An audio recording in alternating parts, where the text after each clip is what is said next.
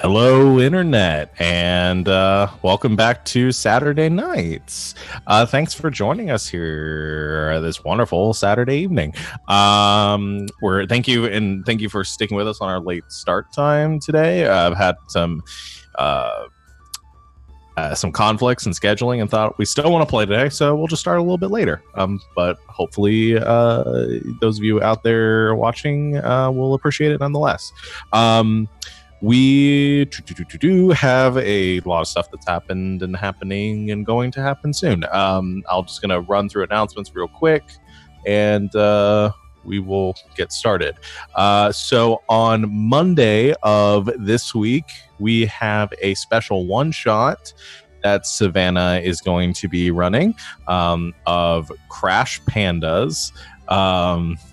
And I think there's gonna be. Is everyone here in it? Who here is not gonna be in it? I can be in it.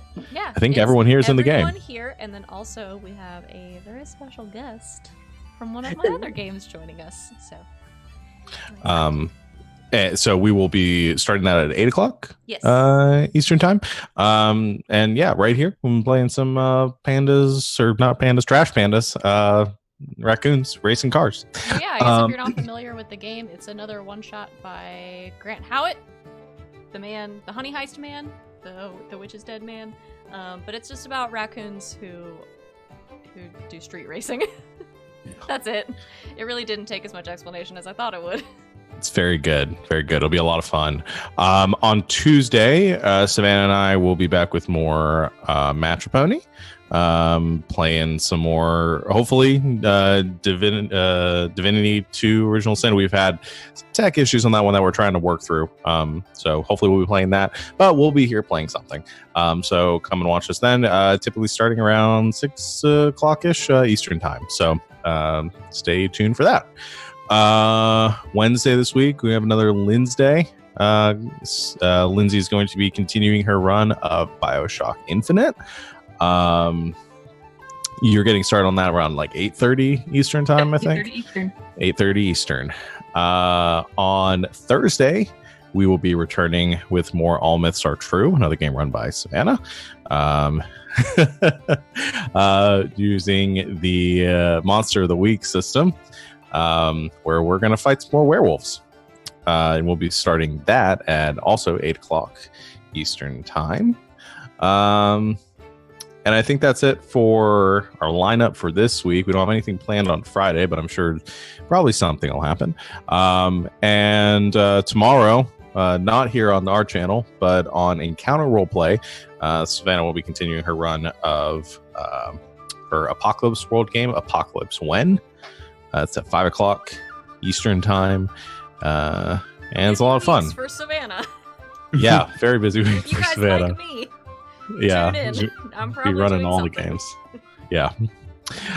So it'll be a fun and busy week. Please come and join us. We also have a giveaway going on right now. Links, details to that on our Twitter, pinned to the top of our page. You can enter by following us right here on Twitch and then retweeting the original tweet. All the details are there. Just go to our Twitter, twitter.com/G Game Nights.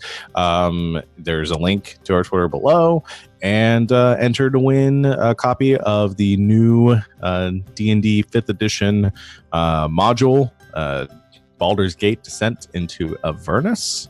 If we hit 250 total followers on Twitch, we are going to be giving away another copy. We're 5 away right now. Is that what you're doing? Okay. Yeah, we are 5 away from hitting that, and we'll be giving away a box set that's themed with this kind of goes in tow with this module. It's some dice, and I think there's some like lore supplements. I don't remember exactly what's in it right now off the top of my head. Dice and a dice box and a dice tray and map of Avernus and a lot of cards and different lore about the different demons of the Blood Wars. Yeah. So you can win that too. We'll be doing a drawing for that if we get 5 more. And the official drawing is going to be in 3 weeks during this game on the 6th of July. So all that being said, I think that's One other it. thing. I will also be doing a special Father's Day stream tomorrow in the afternoon before Savannah's game, so keep your eyes peeled for that. Okay. Yeah, so hang out with us on Father's Day, all you lucky dads out there that might have the day off and want something to do. Come out and watch us do stuff. This will be an interesting follow-up to our, I think it was last year on Father's Day, we had a special streaming event too, didn't we? Doom Daddy. So we'll be continuing our Father's Day video game streaming tradition. Do you know what game you might be playing? Or Yep, I will be picking my long dormant God of War run back up. Perfect. Perfect Father's Day choice. More dad themed game. Yeah. All right, perfect. So, all that being said, let's go ahead and jump back into to our game and Saturday nights. So last time we left off, I'm going to change the music. It's a little too peppy for what's going on right now. Last time we left off, your crew had begun or continued their travel deeper into the timber within the country of Ishfornen, the West Timber specifically, searching for the pairing missing piece to a magical great axe that Chad is currently holding on to. You had just left the Black Perch, a former bandit fortress that you had liberated, and your new, maybe strained friend Krog behind it. As you continued traveling into the forest and to this thick briars, you had encountered some an elven tribe, members of the Drelas tribe that stalk the West Timber, and claiming it as their home, protecting the Foth de Mary, or the Whispering Runes, from their from trespassers. You were ambushed by them, successfully proved your strength in battle, and were able to broker some sort of peace, explaining that your goal was to try to claim a piece of this axe and potentially travel into a section of the forest that is corrupted by some malevolent force, and may lead to the purging of it. You're not really sure what this force is and what exactly is going on, but what you do know is that the magical item that Chad carries is currently pulling you that direction. After they let you go, you begin to encounter these thick briars, and it was there that these creatures, these small children of the briar, began to attack you. There was a harrowing fight. Mel came very close to death. However, you all did survive, defeated these plant creatures and the slain human thralls that they kept, and pushed further and deeper into the ruins, after finally reaching the most corrupted section of the Whispering Ruins. You entered and could see shortly ahead of you a grove of sorts, a broken section of the city where trees grow up from the stone streets, surrounded mostly by a thick wall, and sitting in the sort of center of that grove is a beautiful sort of orange and red tinted leaf tree, kind of swaying there in the late evening breeze, with this silver trunk and the crystalline head of an axe embedded in its center. As you began to approach, another creature emerged, a large treant, also having seemed to fallen victim to this corruption. It has a sort of humanoid, its treant humanoid face is elongated, and it seems to be wailing this caustic substance from its from the knots that form its eyes. And as you approached and attempted to perhaps try to communicate with it, it didn't seem to respond, to give out a terrible wail, and begin to move in the direction of Chad and Jules. And that is where we're going to pick up our session here today. And I'd like to have you all roll for initiative. As soon as I move you to the map. Yikes. 2 sessions in a row, we're starting with combat, guys. That guy is skewy. Yep. Oh no. I rolled pretty good for my initiative. Much better than roll 20. I did not. Oh shoot, I gotta click. I remember how to do this again. Good start, Jules. Come on. We're like hiding this group in the 3 in the corner, right? Yeah, there's a wall currently separating you. So you are, I will say, effectively hidden at this moment. Okay. It does not seem to be aware of your presence. Okay. Did we roll stealth as well? Yes. I remember there being a stealth roll. I do remember there being one. I'm just going to say, for the sake of it, I think all the 3 of you over there passed and are currently hidden. Oh shit, I'm getting some double duplicates there. Mel, what was your initiative? 8. I rolled it in IRL, but it wasn't much better than in roll 20. Okay, so yours in roll 20 was the 6. Okay, because for some reason I'm getting some older ones too. All right, is everybody's on roll 20 updated and on there? Perfect. Well, the trees rolled suitably miserably for being trees. I can't believe I rolled worse than a tree. You did. Oh, you did man. roll worse than a tree. No. And then we're going to have... So Jules and Chad, since you guys are mounted right now, you are just going to control the elks on your turns. So, and I don't think we have any other pets. I think the other one died. Yes. Okay, good. Off goes the weasel. Excellent. Chad, it is your turn. What would you like to do? All right. Chad and the elk are going to take the disengage action and just run on past the evil-looking tree to get to the one with the axe head in it. And Chad is going to be holding the dragon bone handle to see if, maybe it just out of the tree and reattaches or something. Okay. So yeah, disengage, you move past it, you can go and move yourself and your elk where you'd like to be. Yeah, I don't know if I can move the elk, but... Oh. Do you guys not have permission to move the elk? There we go. Okay. It just didn't want to...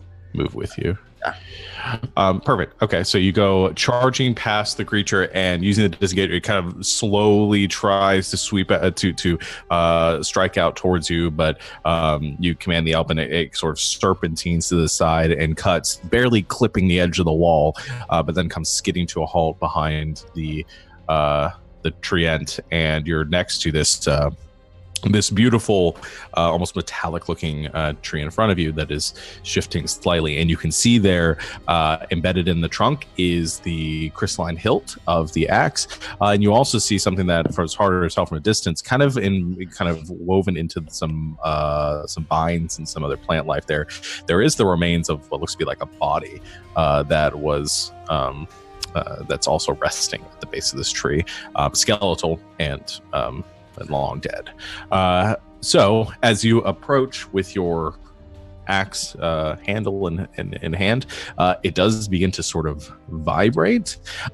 It doesn't just like connect, but it is sort of vibrating there. You're on top of the elk, so you're a little higher than it. Do you want to try to dismount to get closer? Yeah, I'll go ahead and dismount to get down next to it. Okay.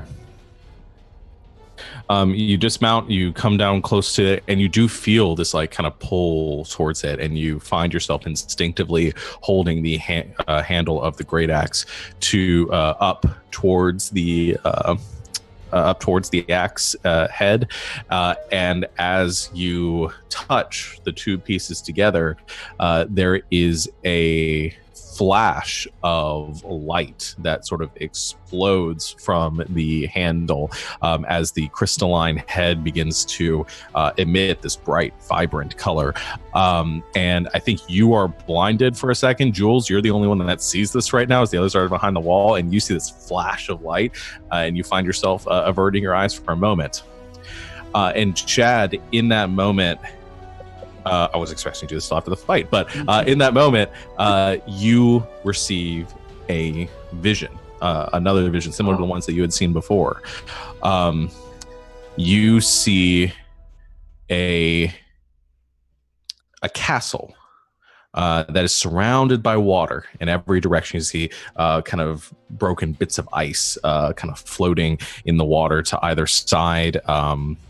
It definitely seems to still be in the north and still be in Ishfornen. I don't think you recognize this place, though. And there is this long bridge that expands in that extends in front of you for miles, leading to this castle in the middle of this lake. And in front of you, there is this swirling like gale storm that is pummeling this bridge and barring your entry to this castle. But you feel this instinctive draw to find this place, to travel to this place. But you snap back to yourself, and your eyes adjust, and you look down and you see the fully formed crystalline great axe in your hand, and you feel connected to it. And in fact, you immediately attune to this weapon upon doing so. And I'm going to add this to your inventory. So you should see the great axe in your inventory now. The name of it, which being, I think, comes to you in this moment if you hadn't had it already, Dragon Maru. Yep. Let's see. Should read this quickly because I may want to action surge and use this. Let's see. Crystalline Blade. It's a +1 magical weapon. Gaining the following properties. When you hit a dragon with this weapon, it takes an extra 3d6 slashing. Dragon refers to any creature with a dragon type, including dragon, turtles, and wyverns. This weapon also has 6 charges. Regains charges at dawn. Can use it to cast Zephyr Strike, Dragon's Breath, and Fly. Whoa. All right. 2 of those I remember what they do off the top of my head. Don't remember Zephyr Strike, which I will look up on my next turn. It's so good. Yeah, I remember it being pretty good. So I think... oh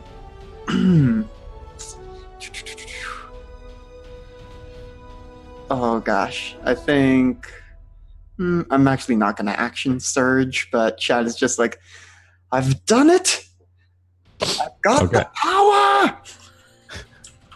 All right. As you, however, wrest this blade from the tree in front of you, you do see the branches of this tree begin to sort of creak and bend, and you see the leaves from the tree begin to drop out of it and swirl around you in a tornado, actually almost filling the entire vicinity of this grove, almost obscuring your vision as they are whipped up into a frenzy. That will end Chad's turn. Hilda, what would you like to do? Man. That sort of changes what I was going to do. Chad's pretty far from me. I am going to... Well... Is the Ent sort of like looking at him? Yes, it does seem to. Yeah, it does seem to be following Chad, and does seem like it is moving in a defensive posture in Chad's direction. Oh, okay. I'm a cast Shatter at it. Okay. Like, click that. Hopefully, you don't roll minimum damage like I did last time. Okay, we'll see. It has to make a Constitution save, apparently. Okay. Hope it fails, because that's not minimum damage. Good job. Okay. That's a 14. Oh, So my I think DC is 14. That barely succeeds. Dang it. So it does take half damage, though. So it takes 9 thunder damage. 9 points of thunder damage. Okay. So there's this shrieking explosion around it as much of the stonework and rocks are also like shattering, like vaporized. The tree, like you see some of the bark crack near the feet, its legs, as it takes a step forward, and it does seem to, its attention does shift towards you as you have stepped out to cast this spell at it. So it seems aware of your presence now. Okay, and then I'm gonna go 5, 10, 15. I'm just gonna sort of get away from my friends who are also hiding. Okay. That will bring Over here! Look at me! that'll bring it to Mel's turn. Okay. I don't know what he's done, but apparently he's done it. I'm gonna just gonna for Matthias. Keep going. I gotta add Matthias to the track. peek out over here, be like, that is a meansly, and I'm going to shoot it. Okay. I'm going to attempt to shoot it. I probably won't do much because it's a tree. But hey. Okay. That's does a 7 hit? 7. I actually have to check because I think this thing's armor class is pretty. Oh no, it's very good. 7 misses. Oh great. When using action I use, I didn't use a cantrip. I just reload my crossbow. Go, yeah, that didn't work, and then I'm gonna go back to where I was before. Okay. I'm gonna have Matthias go now because he rolled a 17 on his initiative. So he also comes stepping out, realizing the danger that is coming now. All right, yeah. He's going to step out to here, and he extends a hand forward, and he is going to cast a flaming sphere at the base of this creature. His mama didn't raise no fool, and he's seen fire damage work pretty well on these things. I'm going to go put a little flaming sphere. Right. Oh, cast a spell because I can never remember the size of it. 3rd level. Well, damn it. I'm just gonna try. I think it's a 5 foot. Okie dokie. The tree needs to make a dexterity saving throw.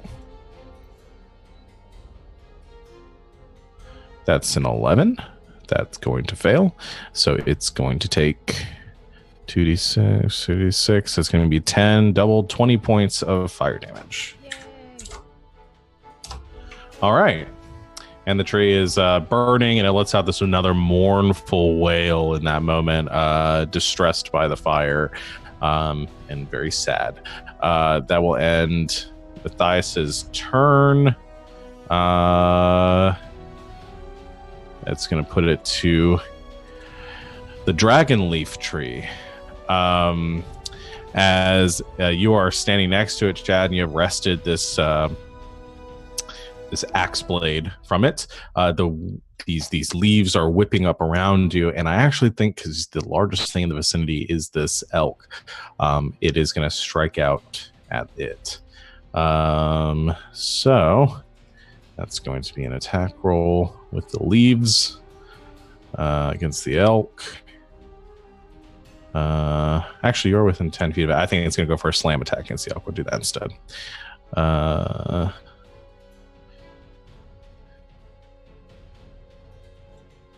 That's a 24 to hit. Yep. For 57 points of bludgeoning damage. And you said that is against the elk still? That is against the elk. The elk goes bye-bye. So one of the large branches of the tree comes whipping around, sort of Whomping Willow style, just boom, slams into the side of the elk's head. And it's not gruesome because in that exact moment, the elk just disappears. Gina, no! in a bit of dust and magic. That is all the tree can do on its turn.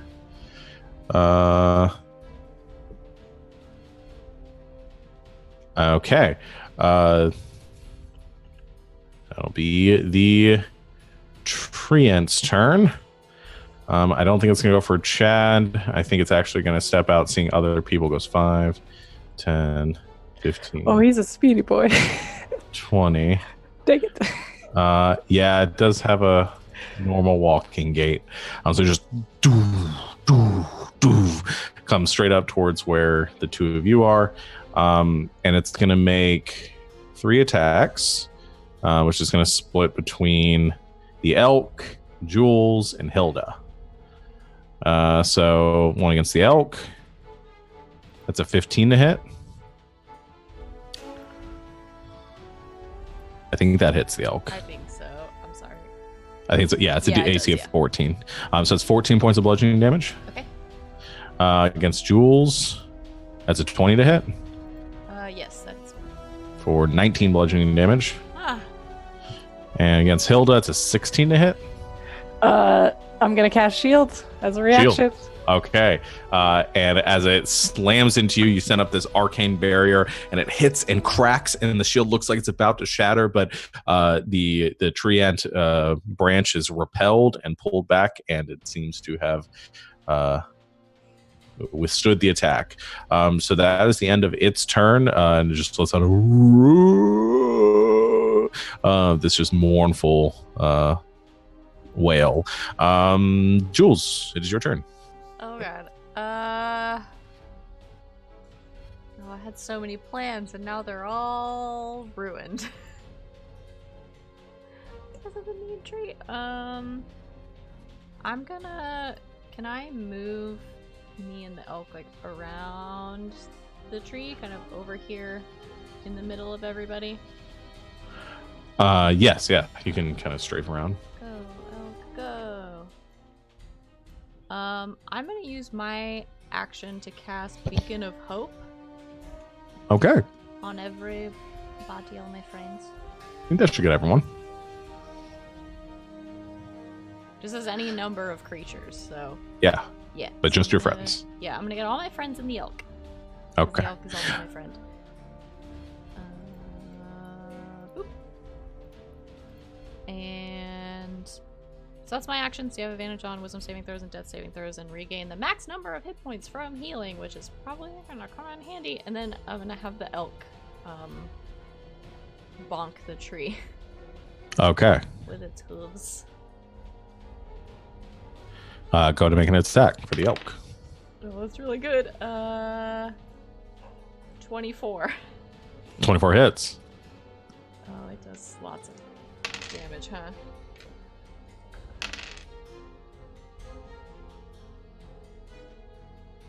$23 bludgeoning damage. 23 points of bludgeoning damage. Nice. Check 2 things here. I'm gonna need the elk to make a dexterity saving throw as it hits bonks the tree. You said bludgeoning, right? Yeah. Okay.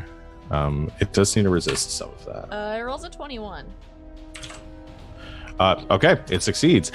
As it kicks the side of this tree, there is a gout of like this acidic substance that seems to like break from the tree and splash back towards the elk, where the elk leaks out of the way and is able to avoid the acid. Yikes. Anything else? Nope. All right. That is back to Chad's turn. All right, bonus action using the power of my new axe. Going to cast Zephyr Strike as a bonus action, so Yes. no attacks of opportunity. Running up to the tree in the elk's legs. Going to go ahead and, because once before the spell ends, you can give yourself advantage. So gonna come at it with my brand new axe. Well, that was not great. I rolled an 8 and a 9, but plus this thing is It is a +1 weapon, but Yes, I think I so- put that thing. 16 to hit. That misses. All right, Yeah. I will precision attack to try and give myself an extra bonus. Okay. Let's see. Does a dirty 20 hit? 20 does hit. All right, so now that's some pretty good. That is 12 slashing damage. 12 slash damage. Okay. And then I am going to use, because I did the thing to give myself advantage, this does extra force damage for 3 force damage. Okay, 3 force damage. I do need you to make a dexterity saving throw too. Okay. Natural 20. You succeed. More acid comes out of the tree, but you're able to avoid it. Yep. And using the extra movement speed, I do that anime thing where I just charge through and appear on the other side. Nice. like nice. it. Nice.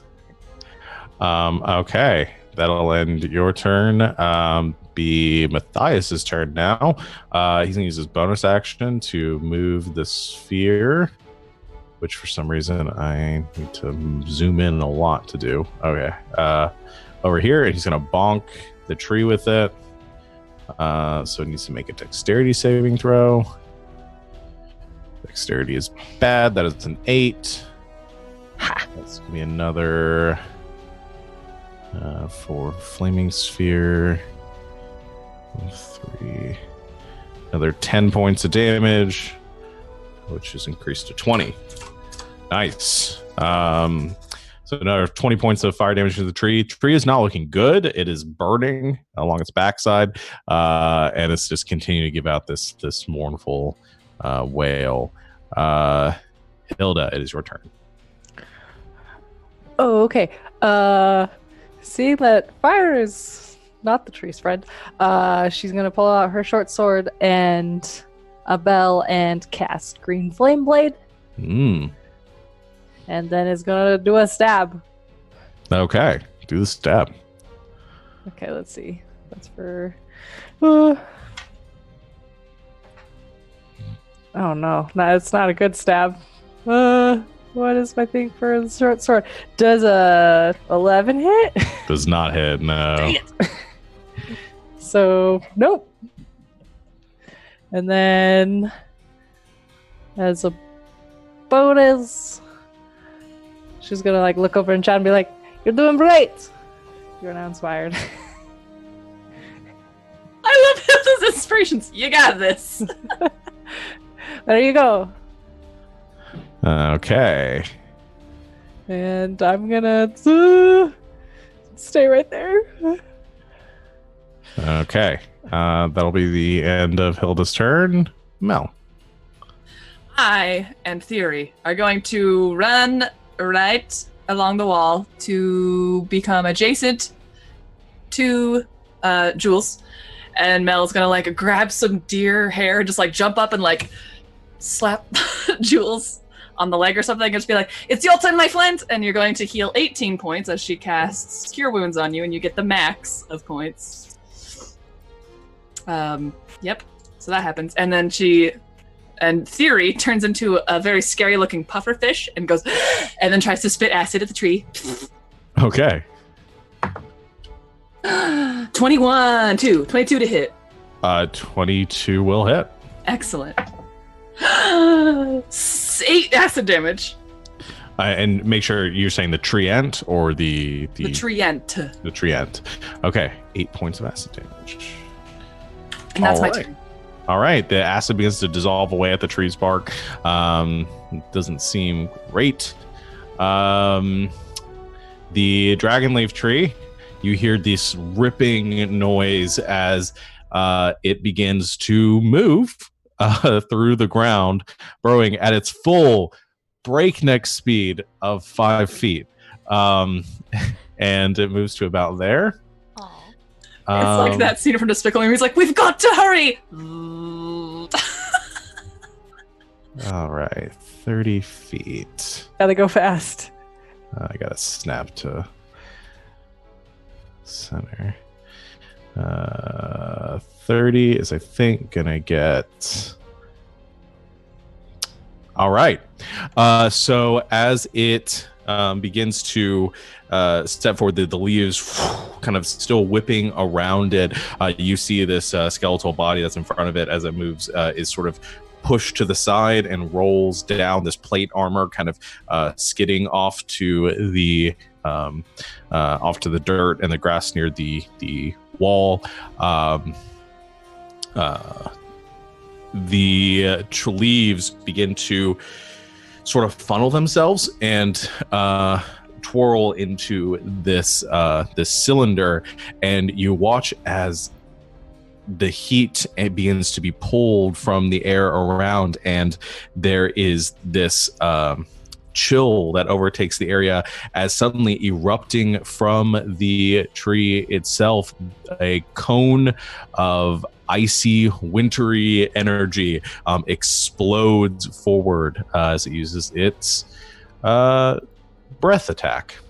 That is going to be Jules, Elk, Theory, and Mel, and the Treant are going to need to make, let me see, dexterity saving throws.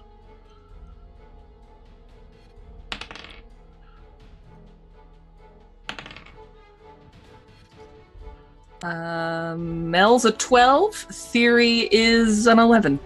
Both fail. Elk is an 11. Jules rolled a 6. Both fail.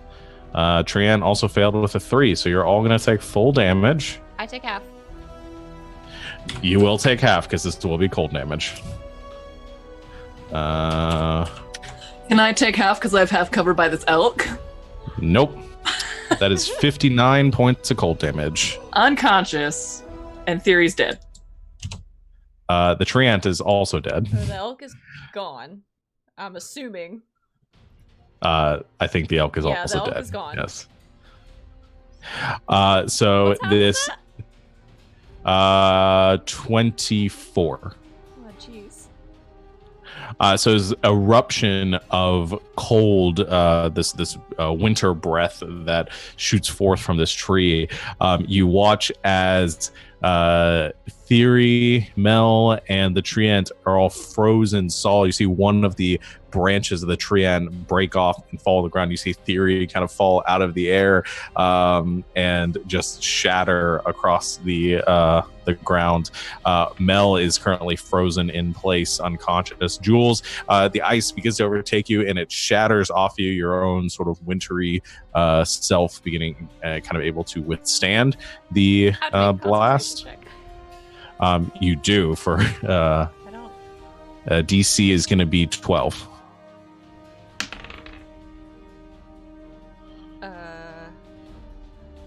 18. 18. So you succeed on it. You maintain Beacon of Hope. All right.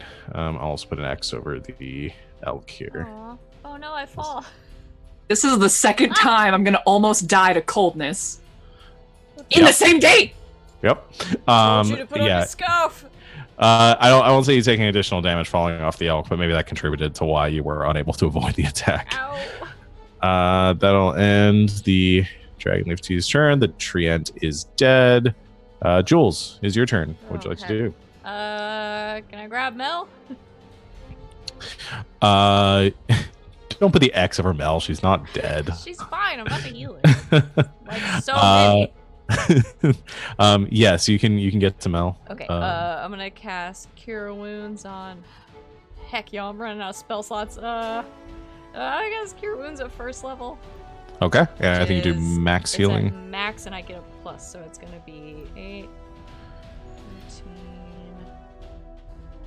16. All right. Yeet! 16 points of health So damage. just kind of like scoop her up, Cure Wounds, and then just kind of set her on her feet. Like, it's I okay. hate the cold! It's okay. You're okay.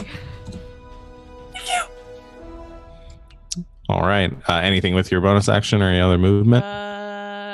Can I guess I kind of already am. I'm just gonna make sure I'm situated in between her and the other tree. Okay. Just kind of. There we go. Okay. That'll end your turn. Chad, what would you like to do? All right. Bonus action to do another Zephyr Strike so I can get back over to this mean tree. Okay. And as Chad goes zooming past, you kind of hear him. I was going to try and leave you alive, but I guess you're killing my friend, so it's time to kill you. And so this first attack is going to be the advantage attack with Zephyr Strike. Does a 19 hit? 19 will hit. All right, so well, that's minimum damage. So that is 5 slashing. Okay. Second attack, Sorry, how much slashing was that again? 5? 5. Okay. 21 hits, I assume. Yes. This time it's going to be a distracting strike. So the next attack by someone other than me will have advantage. Okay. Whoops. And that's going to be the extra damage. Nice. And that's max damage. So that is 12 plus 4, well, 24 slashing damage. Nice. And then action surge because this thing is killing my friends. Okay. So gonna attack again. All right. 17 plus 7, 24. Okay. 24 hits. That is. I should just remember how much plus damage this is. 11 more slashing damage. Okay. And the second attack from the action surge extra attack. Oh, does a 17 hit? 17 will hit. Okay. Don't need to use the inspiration yet. That's 11 more slashing damage. Okay. Damn. All right. You unload on this tree. Just chop, chop, chop. You kind of pick up where you imagine this dead person left off with this axe and begin to hack away at this this tree. I assume that ends Chad's turn at this point. Yes, I assume this tree is not secretly a dragon. No, it is not. It is a plant. It just has dragon-like properties. That'll be Matthias's turn. Any creature with the dragon type. It does not. It is a plant. It is not going to take the additional damage from it. But it doesn't seem to be happy with you right now, and you are doing a lot of damage to it. That will, like I said, that ends Chad's turn. That'll be to Matthias. I need to check how far he can move this thing. You move it 30 feet. I don't think he's going to be able to make it. 5, 10, 15, 20, 25. Oh, actually, yeah, he can. So he's going to move the flaming sphere 5, 10, 15, 20, 25, 30 right here. And he's going to boop it. Boop the tree. So the tree needs to make a dexterity saving throw. It's actually better at than the tree ant, inexplicably, but it still fails. So it is going to take Matthias. I have so many sheets open. Level 3. Wow, that's terrible. 8 points of fire damage. And then Matthias is going to move 5, 10, 15. Oh, that's the tree ant. 20, 25, 30. He's going to move right there. He's going to use his action. Some of you are bad right now. Can't do anything with that. Yeah, he's just going to Eldritch Blast it. So 2 Eldritch Blasts at the tree. Be 20 to hit, 11 misses for 8 points of force damage. And that'll end his turn. Hilda, what would you like to do? Okay. Hilda's gonna pull out a different bell and she's gonna yell at Chad, "You better get out of the way!" 5, 10, 15, 20, 25. Wait, is that? And then is gonna cast Burning Hands at the tree. Okay. Try to do it so she doesn't hit Chad. You can do that. Yeah, you can get just the tree. Just get like the edge of the tree. Let me click it, and she's gonna cast it at like 3rd level. Nuke it from orbit, yes! So that does extra. Okay, so it's a plain 3d6. Oh, it didn't ask me if I wanted to do it at a higher level. Because at a higher, I get to do another 1d6. Okay, so another 2. You did at 3rd level, you said? So it needs to make a dex save. Okay.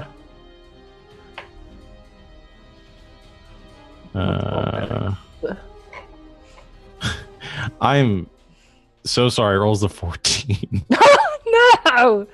I don't know how they're both rolling exactly your save DC right now, Gosh, but dang it. Well, it takes so it takes half of 9. no, Fire actually, it's damage. gonna take the full 9 because it Oh, to fire. Yes. So So it takes 9 points of fire damage as you sent this this blast of flames towards you. You see some of the leaves begin to catch flame as well. The tree beginning to burn, and you can see it shuddering as this happens, almost out of anger. oh wait, I gotta do one more because I just realized I only rolled 1d6. Oh, yep. That's an extra 1 point. Dang it. All right, another 1 point of damage to the tree. Every little bit counts. Starting to look kind of rough. Also, I realized I forgot the force damage from Zephyr Strike, and Matthias should have gotten advantage on his first attack from Distracting Strike. Okay, I'll roll his first attack again in case it's a natural 20. Yep. Well, let me see. Nope, 16. So it would have hit either way. Yeah, what's the additional force damage you would have done? 2 more force damage. Every little bit. So that'll be the end of Hilda's turn. Mel, So, Sean, would you say that Theory is dead or unconscious? can he go unconscious? I don't know. Can he? I don't know the rules of the. It I doesn't know say. with the old alchemist, or not alchemist, artificer. I know, like when we had Sada last time, his thing just died if it went to 0, and then he had to use a short rest to bring it back. Do you have a thing where you bring him back? I can heal him by casting Mending on him. He regains hit points. If he's died, I can bring him back with some other thing. So I don't know if he counts as dead or unconscious, because it doesn't say anything about like, and then he dies. Okay. Does he have a Constitution stat? Yes, it's 11. Okay. That I'll. For right now, we'll just say he's unconscious because I'm not sure. I'll have to check the changes to the artificer to see if they changed it. So yeah, we can say he's unconscious right now. Do have him make a death save though, because he would have taken that. I will let him do that. Ooh, that's only a 9. Okay, so that would have been a fail, but you can heal him now if you want to. Well, now I'm not sure. Could heal my blob. Could burn tree. I think I'm gonna burn the tree. So Okay. Mel goes, "Oh, silly," and then just kind of grabs Jewel by the shoulder, just like, "Excuse me, pardon me." And then she's gonna come around and be like, "That was a good idea." Come by Hilda. Maybe like right by Hilda. No, like right Okay. here's fine. And then she's going to be like, "I can do that too," like pulling out bottles from her bag and be like, "Hold on," and then like mix them and just down it. And then like her veins get all fiery, and she's gonna dragon breath some fire at it. Okay. Uh-oh. Dexterity save DC 16. The tree rolling the dex save. I don't know how it's rolled so well on these dex saves. It's a 17. Oh my Well, gosh. it takes 9 fire damage. This is a Dexy tree. It's like Studawood over here, just like bending out of the way with another 9 points of fire damage. And then with like steaming tears coming out of my eyes, I'm like, okay. And then I'm gonna go back around the wall just in case it decides to spit cold at me again. Okay, you duck back around the wall. Okay, that'll be the tree's turn then. It's gonna roll to see if it gets its breath weapon back. Does not. So it is going to instead do a slam attack down at Chad because you're right there. As a 25 to hit. Yeah, that's And gonna hit. that is 52 points of bludgeoning damage. That is exactly as much health as I have. And a big old branch comes up and boom, slams right down on Chad, and Chad just is the branch lifts up out of the ground out of this indentation. You just see a perfect like Chad sized imprint in the dirt where he has just been slammed down into in one strike. And as it pulls its arm back, or this branch back, it's just gonna kind of shift away from the. Well, no, actually, I don't think it can get fully away from the fire. It's just gonna kind of shift through Chad here, pushing his body. I'm just gonna say Chad gets pushed like right over here. Now. At the end of its turn, it does take additional damage from the flaming sphere. Any ends turn within 5 feet. Has to make a dexterity save.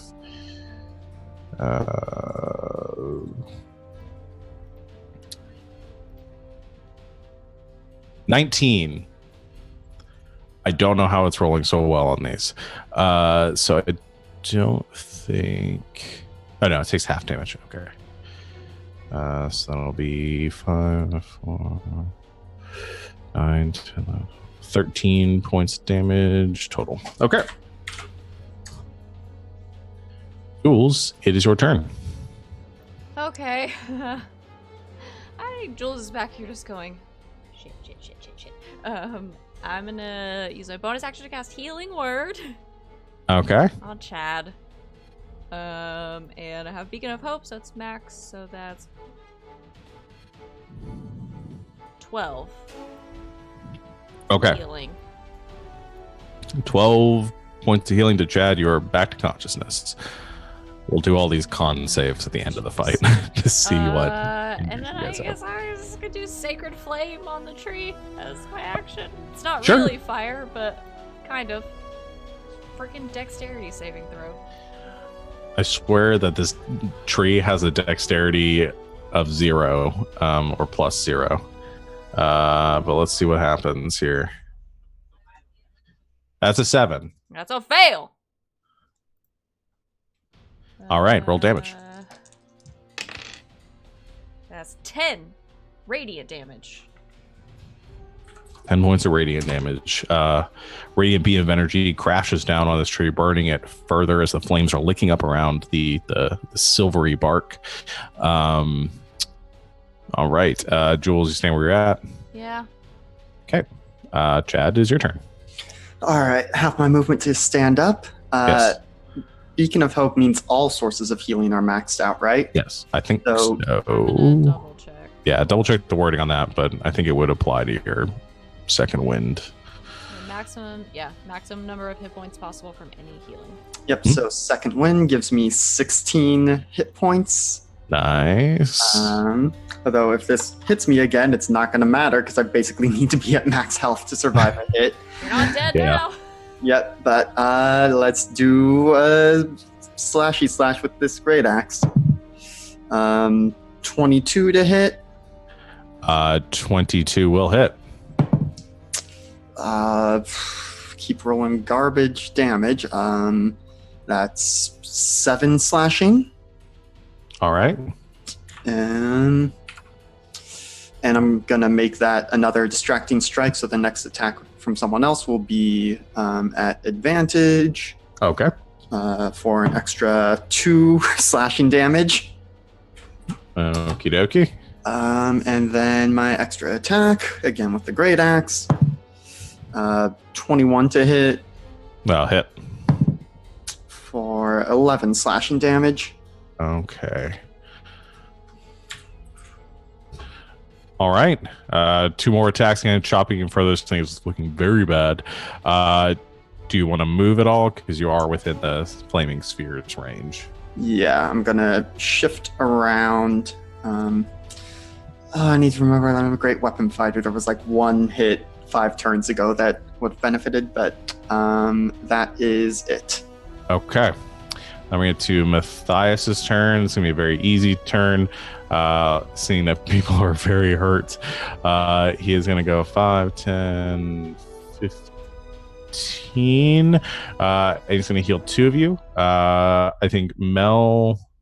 Oh, no. He sees Theory on the ground. He'll help. He'll help a buddy out.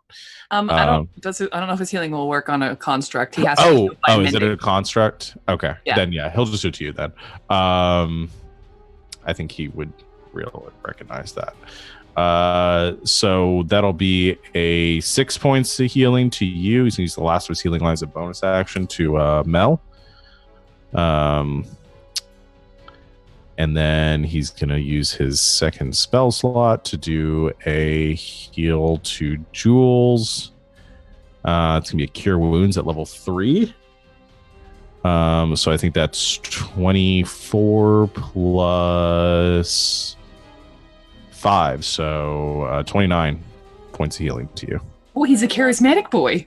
Yes, he is. I'm back to full. All right, there you go. And then he GTFOs because he does not want to get blasted in case this thing blasts again. As we say in Glambala. He goes, here you go, bye. Which I think he was 5, 10, 15, 20. I think he go right about there. Okay. I do like a side high five as he runs by. I'm just like, yeah. High five. Hiding buddies. That's going to end his turn. Hilda, what'd you like to do? Oh, okay. Hilda's very pissed at the tree, and she's gonna try to green flame blade it.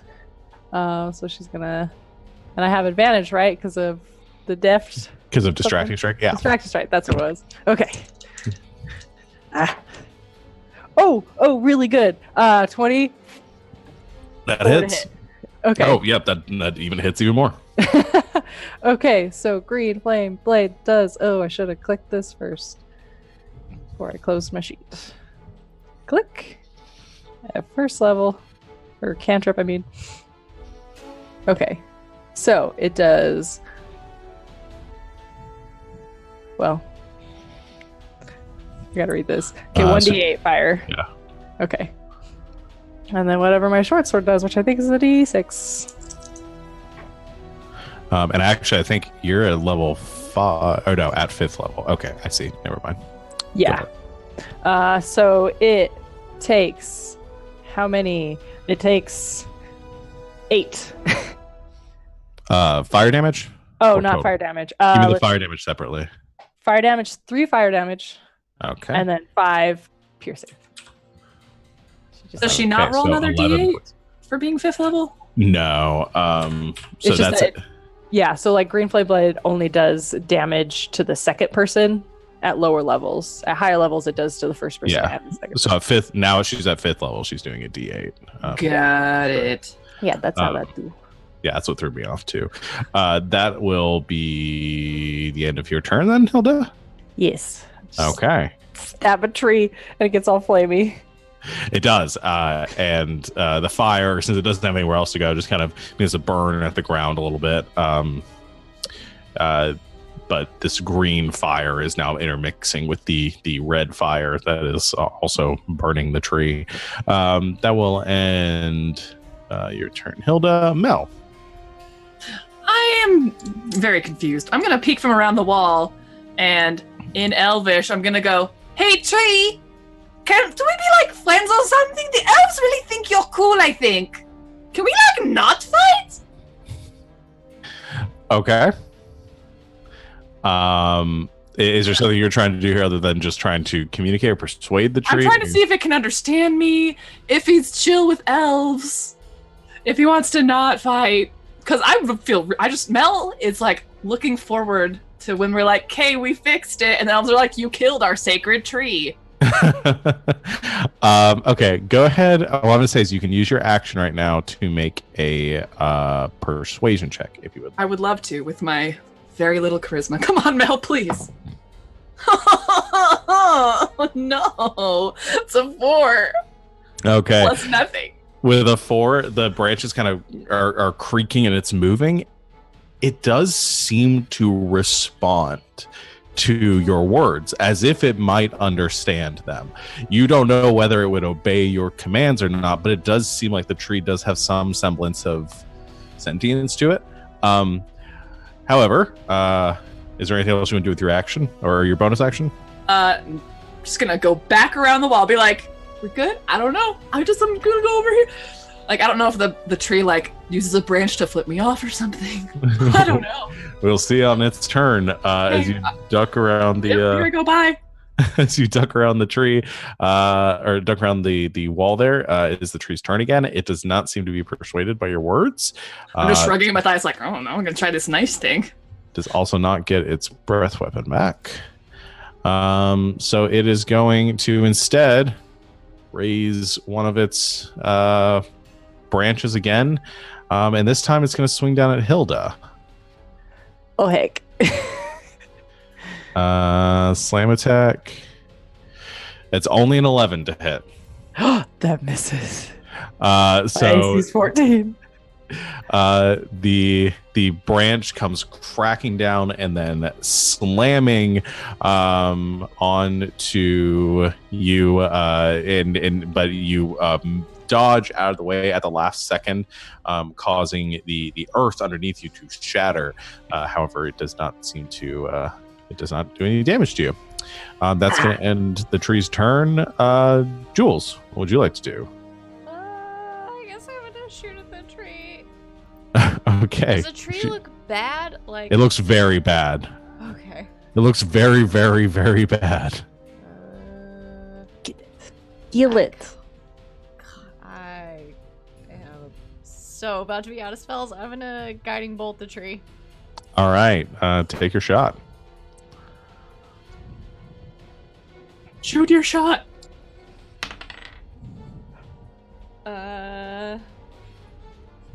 22.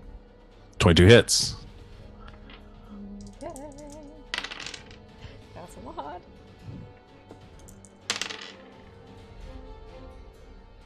$19 radiant damage. That'll do it. Ah! As you form this sphere of radiant energy in your hand and you hurl it forward at the tree just as the branches are like creaking and kind of twisting to go in for another round of strikes against Hilda and Chad, and you see this cold energy swelling around it. The guiding bolt hits it in the like sort of center mass and kind of burrows into the bark, and you watch as through all the cracks in the tree the radiant energy begins to like leak out from these blasts of light. Comes streaking forth, and then in an instant it seems to shatter from within, and the tree is bisected, kind of falling to two halves. In that moment, all the leaves that are magically swirling throughout the courtyard fall to the ground and just begin to gradually drift down to earth, and the tree ceases to move. Peek around the wall. Is everyone alive? So that went well. I think you got it. Mostly alive. You know, I tried the nice thing. It didn't really work out. It was a good try. I'm not doing that again. I hope everybody saw that. I need another con save from Mel at disadvantage. Wait, what? What have I done? Because you went unconscious, and I need one from Chad, regular. Thanks. I forgot about that. That is a 20. At Total. disadvantage? Oh, at disadvantage. Oh, Yeah, boy. because you've been unconscious. That's a since your last- 19 total. Then you're Okay. good. You're good. I rolled a 1 for a total of 7. Yikes. You don't have any injuries right now, currently, do you? No. Okay. Roll a do now. 8 for me. Does this mean I still have just one injury level? Yeah. Yes, you still only have one Okay. injury level. I got a 3. 3. Something new. Okay, you have so as you come back to consciousness, or you're kind of like, or the adrenaline is leaving your body, and you're feeling the aches and pains come through. You do feel this. You feel this pain in your shoulder, and you look down and you see this massive gash that is still there. Currently, right now, you are your hit point maximum. You have a lasting wound. Your hit point maximum is reduced by an amount equal to half your level, rounded up. So I think 3 right now. and it can be restored with a lesser restoration spell or similar magic. Sorry, what? Mel can basically do that at will. Yes. Sorry, what did we say? If you guys want to do that. Someone can also try a medicine check to fix it. He's got this ability. Come on. Let me do it. Chad, you don't look very good. Peeks around well. Oh. Looks pretty nasty. Yeah, well, maybe it's because it's been a while since I've used a great axe. Might have overextended or something. Definitely not, that massive crushing. Yeah, tree branch. definitely not that time when it Sure. slammed you into the ground so hard you dug your own grave with your body. Get over here, I'm going to fix this.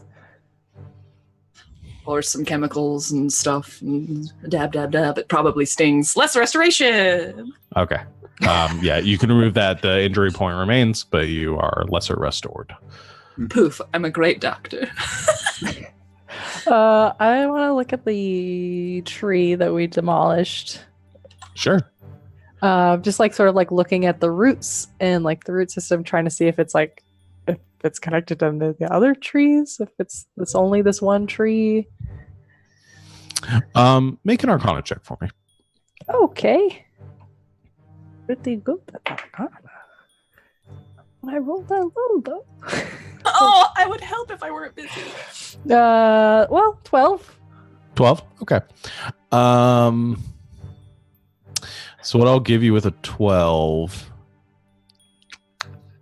Yeah. What I'll give you with the 12 is that the you do know that this is you do know the name of this entity. It is a dragonleaf tree. I think you've read about these in some lore books or something along the way.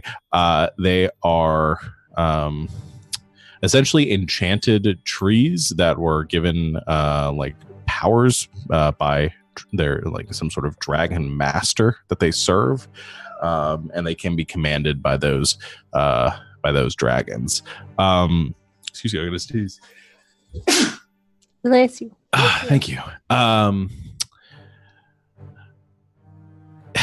As far as anything else with the 12, I'll skip that.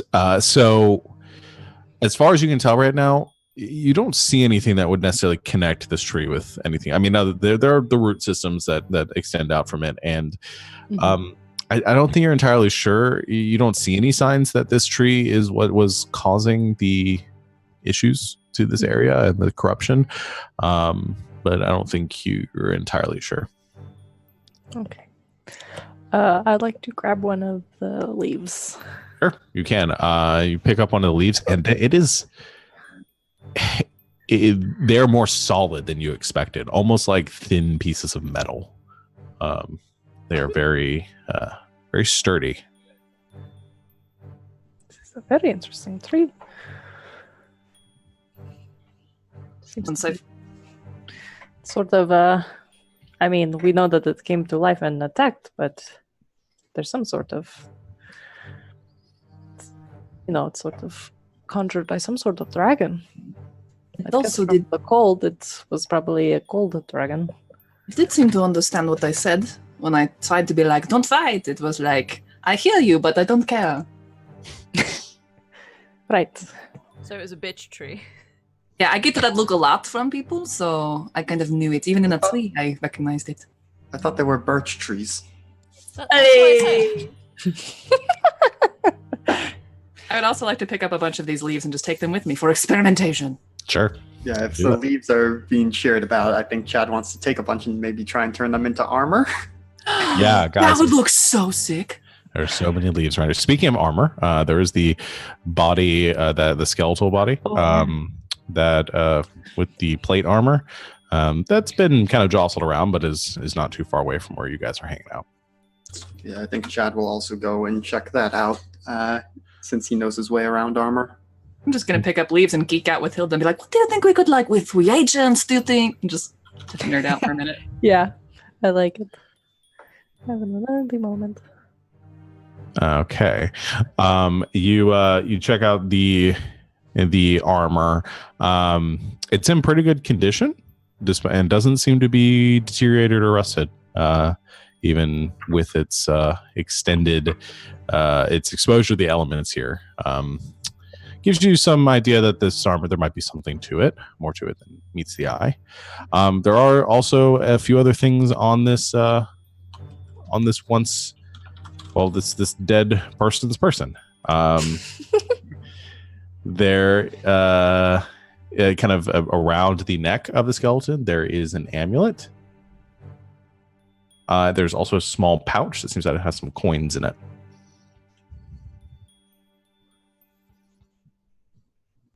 Anything else of note, or just those items? That's pretty much everything of note. The armor, the pouch, and the amulet.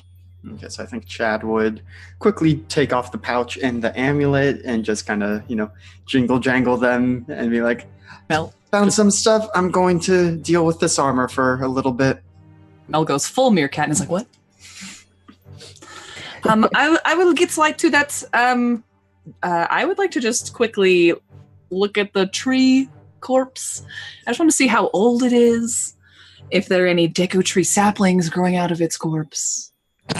That sort of a thing. Okay. All right. You can make an Arcana check too if you want. Okay. 21. Yes, 21. Okay. So you get the same things that Hilda did, with the added bonus that you do know the reason why your persuasion was less than successful. Maybe not totally attributed to your skills at persuasion, but that these creatures typically are only loyal to their dragon masters, these sentient trees. So they typically only obey their commands. There doesn't seem to be any saplings here, and I think looking at it and understanding how this thing works, you get the idea that this thing probably doesn't reproduce on its own. It probably requires some sort of magical ritual to cause it to reproduce, would give it, and then would explain why there is probably only one in this grove. So no, it doesn't seem like to be any other trees like this around here. By counting the rings, do I know how old it is? How long it's been here? Given that, you'd say it's probably somewhere around 800 years old or so. Cool. And then I'm gonna go over to that pile of stuff. Okay. And begin the process of identifying. Yeah, I'll say you. Which we can do later. Yeah, we can do that right now. I mean, if you guys want to say you take a short rest or something. Oh, do you guys want to? That would be nice. I need some time with these jingly janglies. While they're doing all this, because I'm just hanging out in the back, I'll check in with Matthias real quick. Is he okay? Yeah, he comes around the corner. He's kind of watching this all happen eagerly. Okay. And you come up to him and he says, "Yeah, I'm fine. I actually came out of that pretty well. I didn't get hit by the ice breath of the tree. Are you okay?" Yeah, I'm fine. Okay, good. Yeah, I'm good. Good. Is Theory still back here? Oh, he's a frozen little pellet by this point. He's soup's dead. Okay. He's a frozen jello in the shape of a scary, melty blowfish. Hello. Poor little guy.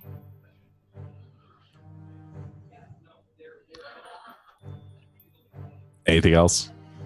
No, I just didn't have anything to do, so I want to do something. Okay. We'll divide up I'll give you guys what the loot is, and you guys can decide who's gonna get what. There is. I need to also put the stuff in. I'll add it to the inventory here in a minute. So there is the plate armor. Just pretend that Mel's telling you this in an extremely bored, know-it-all voice. So to the plate armor, which I guess would only be really specific to the cleric or the fighter, is plate armor of fire resistance. I'm already fire resistant, so that's all yours, Jules. Although the AC bonus would be nice, but yeah, you can have it and be super tanky. There's also an amulet, which tank will probably be good for any of you. It's an amulet of health. Increases your constitution to a 19. Oh, dang. And then there is a pouch with 80 gold pieces, 40 platinum, and an odd little gemstone. How odd are we talking? Odd enough for me to cast Identify on it? Because I guarantee you I did. Yeah, I think you cast Identify. You don't really get anything from it. Interesting. It's just a little like a geode, about the size of an egg, like a chicken egg. And it's beautiful. It's got different kind of colors in it, like greens and blues and purples. But I'm a fan. Otherwise, it's mostly unassuming. I'm gonna add all that to the party fund really quick, just so you guys know I'm in it. Sounds good. But yeah, so this amulet is probably best for people who would die easily. Hilda. What are you saying? Are you just saying that because I'm short? No. Because I had a walk in your shoes moment earlier today, and I know what your hit points are. Good I point. mean, also, I mean, personally, I definitely almost died like 6 times today. I was But gonna say you kind of went down quite a few times, and what?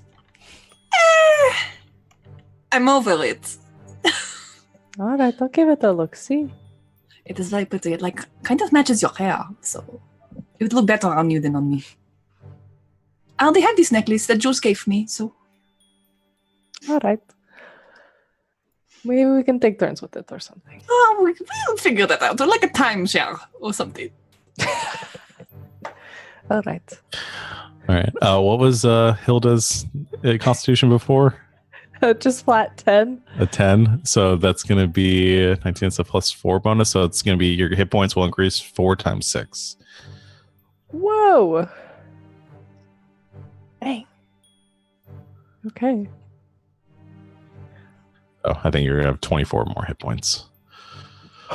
Well, isn't one of the levels as a bard? Actually, Wizard. no, it won't matter. I mean, it's just her Right. constitution modifier. Yeah. So 6 levels, additional 4 hit points per level. Okay. And then, but if I take that off, do they That'll all go away. disappear? Yeah. Oh, okay. So I gotta track while that you're somewhere. wearing it, while you're wearing it, your hit points will be. That's one of the reasons why I like to do the average hit points and not doing the rolling for hit points. So Yeah. later on, you can keep it that way, and then later on, if you take it off, we can calculate what your con was Okay. before. And so just write down what your con originally was, so we remember that. Okay. If that's an item from the... there's a function of these sheets where it will keep track of both your modifiers. Oh, Because I have that from the Headband of Intellect, so if you drag it from the compendium, Oh, okay. um, it'll put like a fake score over your actual score. that is good to know. Oh, that's Um, super helpful. Yeah, I'm also adding these to the. Oh, I Your see it. Yeah, it's like So a if you different equip color. it turns it blue, and if you mouse over it, it gives you your original score. I finished editing, Sean, so you're good to go. Cool. Okay. The handouts. Yeah, I'm adding a handout for it, so you guys know what you have. Oh, never mind. It's all good. So it's the Amulet of Health, and then resistance. Okay, but yeah, you guys spend the next hour doing that. You can take a short rest. You can regain some hit points. Roll your hit dice. Do whatever you need to. It's probably a good place for us to take a break. That sounds good to everyone. So you guys can take care of that. We'll do that on the break. So maybe we'll take a little bit longer if you guys need to get all that stuff done. But we'll deal with all that stuff, and we'll be back in a little bit, everyone. So stay tuned. Hey, welcome back, everyone. Welcome back to Saturday Nights. We are here killing trees, murdering the environment, like we always do here on game nights. Now, recycle. Don't be a don't pollute. I don't know. We are returning to our adventure. Our heroes have just killed a dragon enchanted tree. Found the missing half to a magical great axe that Chad had discovered days before, and currently divide their spoils. So you taking a long rest, back up to hit points, regain any short rest, regain any hit points that you would like, and have the world ahead of you. So what would you like to do? So you mentioned I have this vision about the castle. Is there the same or a similar sort of magical compass pulling feeling? No, I think you're getting the idea that you were only getting that feeling because the connection between the two halves of this weapon. Yep. You've just been given a vision by the weapon of some place that is unfamiliar to you. Yep. So as we are resting, I would relay that to my party members, my friends. So it's not like with this axe, Don Maru, which, after this conversation, where it was just like, yep, that away, we got to go there. I just feel like this is, some lake in Ishfornen.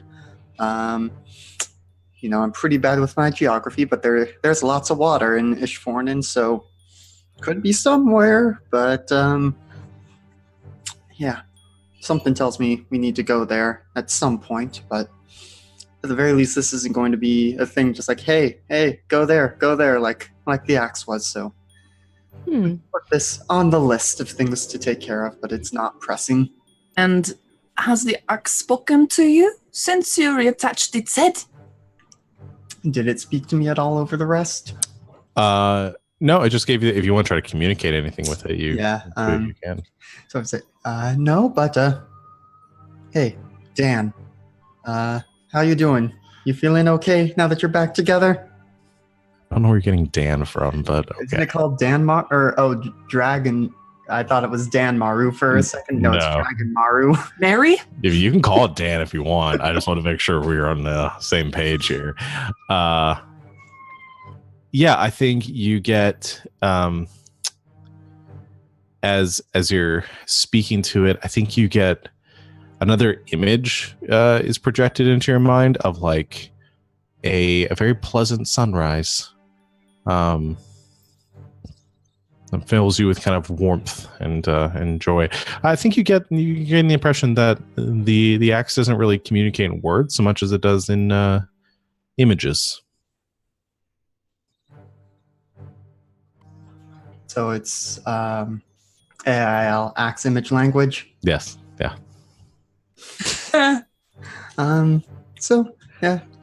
Dragon Maru here doesn't use words, but I think it's happy. That seems like a good match for you then. Your axe is happy. Yes. Well, I guess it's better than malicious and changing your personality in any sort of like cursed sort of way, which is what I was going for with this question. So, Matthias, we still need to go to Quildun for you. Is that right? Sort of scratches his head, says, "Yeah. I mean, I do need to get back there. I've got some money waiting for me, and I kind of probably should report back." And I seem to remember you saying possibly some of that waiting money could be for us. Is that right? Yeah. No, I'd split it with you, because y'all helped a lot. So yeah. Yes, only fair, of course. So is that still on the docket? Is that our next step, team? Don't see why not. I have nowhere else to be in particular. Anything you've got? Any hidden agendas, Jules? My agendas are currently a tall beer and a long nap. So I really like that. Can I copy that into my agenda as well? You're all welcome on my agenda. Excellent. That's all I've got. It's been quite a long day. Now that you mention it. Yeah. Yeah. What time of day is it at this point? I'd say you're getting into early evening. Yeah, I Um, have to say I have not been this completely tapped. Pun mostly intended. In a long time. heh. That's a good joke.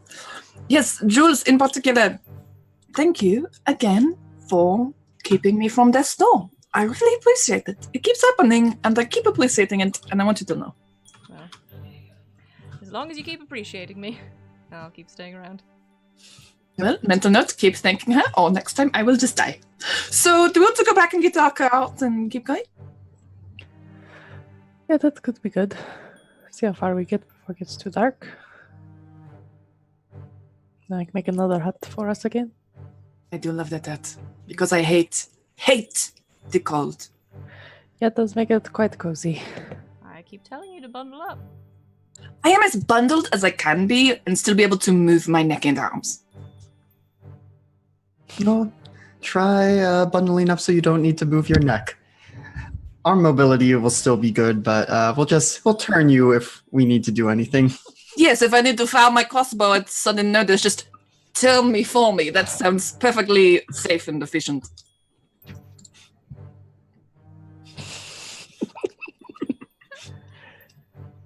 At least you won't be cold. So, Okay. you leave, head back out through the briars. There isn't an immediate change to the area. And again, I think from the energies that you've sensed and the checks that you've made, I think you have realized that there's more probably going on in the ruins that's causing this corruption than is related to this tree. I think the tree is gone. The immediate threat, you've accomplished your mission, but there is still that general sort of like uneasiness here. But you quickly escape it, following the path that you had created through the briars. It's much less difficult on your way out than it was on your way in. And within the matter of an hour or two, the sun has set. At this point, it is pretty dark. It is so loud out there right now. I apologize. We've got guests out there that are They're playing Mysterium. they're playing games. So anyway, How dare I'm they just have fun. I know, right? They're having a I'm very just good going time. to yell even louder than they are. And anyway, so you make it back to the hut, to the horses in your cart, all of which seems to be in one piece. Good, except for this piece. I put the piece back in the axle and I cast mending so the cart works again. I was about to ask. Yeah, and you fix it, and then so the cart is now back in one piece. It is, however, dark now, so you could continue to try to travel overnight. It is going to be probably another 10 hours of travel to get to Quildun. So I don't know if you want to push it or go ahead and rest for the evening. I personally... Long nap. I think we gotta camp. Yes, we will camp. I will keep first watch. You all get some sleep. I can do Okay. second watch. But someone should probably help me. I'm a little bit woozy, and that's of it. I'll sit with you. Trying to see if I can. We do have the goggles of night, by the way. Mhm. For those of you who are like, I don't know if I should do watch, I can't see in the dark. You can. Yeah, so you guys can pass them around for your watches. All right, so whoever's going first, make a perception check. From within the hut, obviously. That's an 18. Okay. Keeping an eye out, sticking your head outside when necessary, and kind of keeping an eye on your surroundings. I think the only thing you notice of any interest, it's quiet. You hear some like wolf howl off in the distance, pretty standard for the area that you're in. I think you do notice at one point that kind of moving out of one of the trees and seeming to leave, you see one of the elven archers that you had seen before, seem to have been keeping an eye on you, seeing your return and then resting for the evening. I think you see them kind of earlier on in your watch. Later on, it seems like they have left you to your business. I think during, if I see them, I would kind of poke my head on and just be like, hello, got a minute to chat? Oh, so you're trying to like talk, actually go and talk to them. Okay. Yeah, I mean, I think if you're being friendly and you come out, I think they climb down out of the tree, and they approach you sort of cautiously. They don't get like right up. They maintain a healthy like 20-foot distance from you. Oh, sorry, got some popcorn stuck in my throat. And just says, "What is it?" Just letting you know that we accomplished our mission, and I'll show them the full like axe. Oh, congratulations, I guess. Unfortunately, it didn't seem to do much for the corruption of the area. It's not like it, popped out of the tree and was like, ooh, all better now. In fact, the tree was kind of still angry at us, and we had to chop it until it stopped moving. And keep in mind, this is after it, beat a bunch of us very bloody. And I'm very sorry because I know the tree was sacred to your people, but my hope is that, I can't speak for my companions, feel like we should come back someday, see if we can't look into this corruption more. Because I know we said we hoped to fix it with this, and clearly it is not resolved, but just know that someday I will come back and see if I can't help cleanse this land. Make a persuasion check.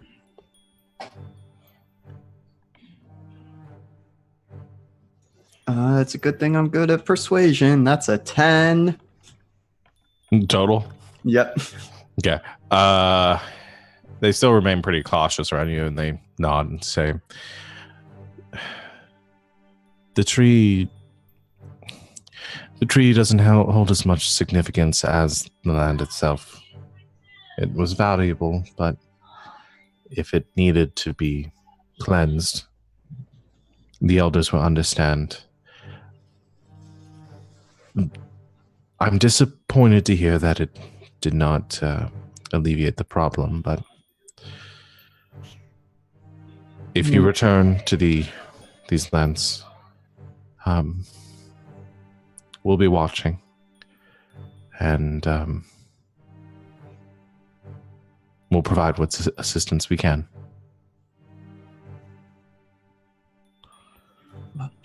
As I said, when I return, I will definitely seek out your people and let you know that I am here to lend my assistance.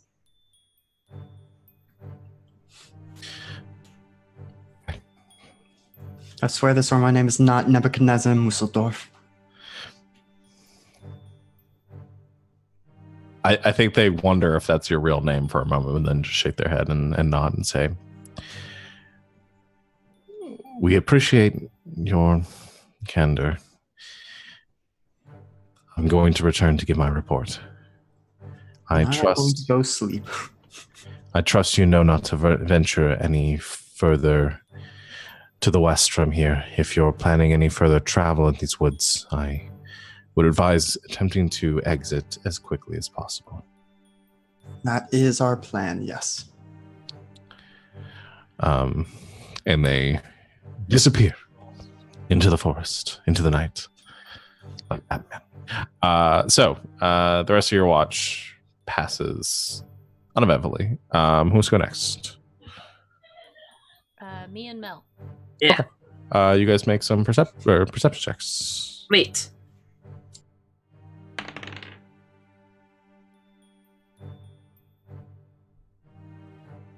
With my eyes of the eagle, maybe? That's the one that gives you advantage on perception. Yeah. Pleased with those. Yeah, I mean, if you're wearing them. Sure am. Oh, that's so much better. Plus 0, 15. Okay. 9. Okay. I'll keep an eye out over the evening or over your watch. It's very dark at that point. You don't notice anything odd out in the darkness, nothing that really gets your attention. Nothing attacks. So everything goes on without a hitch. Can I talk to Mel? Yes, I was just going to say that. Thank you, Sam. Go ahead. So, this is boring. It is definitely my least favorite part of traveling. Well, least favorite after nearly dying multiple times in a row. Yeah, are you okay?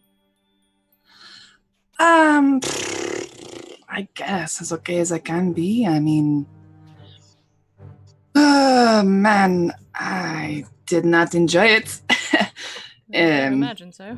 No, but and it is what it is, you know. I'm trying. It was harder at first, but I guess I need to be better. Not put myself in situations that keeps happening to me. It makes me feel like the weak link, you know. I don't think that's true. Well, I mean, statistically, the data shows.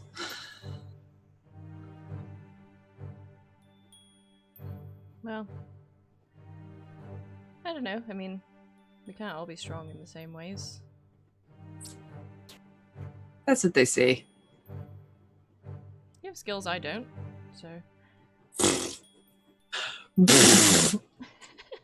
Hold on, one more. Is that a regional thing? Yes, in Glenbala it means, well, I don't really know how to explain it. It means, yeah, sure, basically. Well, if you want to talk about it, you can talk to me. Thank you. Thank you. I don't really know what to talk about it yet. Just that I didn't like it and I don't want it to happen again. And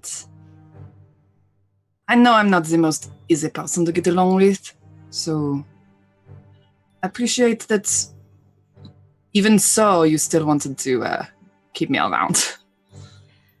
Mel, I own a bar. I've met a lot worse than you. Well, I guess I need to try harder to be worse. I think that's the lesson I'm supposed to take from this conversation. But speaking of that, I do want to ask you, why, or maybe how, do you believe in people? Like, we met those elves on the road, and they were clearly maleficent and fought us, and then of course they gave up and were like, oh, we're so nice now, we decided to not kill you, so we are nice. But Well, they were not sort of just afraid I was going to chop the heads off. yeah, I mean, with a good reason, because that would be a feat with your mace, I mean. But Right? It was a bad lie. but I mean, like, it is not just that. It is Matthias, it is all of the people we run into, and even the ones like me who are huge douchebags, frankly. Like, lots of people have given us reason not to trust them, or not to give them the benefit of the doubt, or not to help them because they did not help us. Why do you keep believing in them, in me and others? Like, why? What is the point? Well, I mean, you haven't let me down yet. I mean, but other people, the ones we do not know, or the ones who give evidence that we should not pay them back in kind. Pay them back in kind, but not like in kindness. I guess...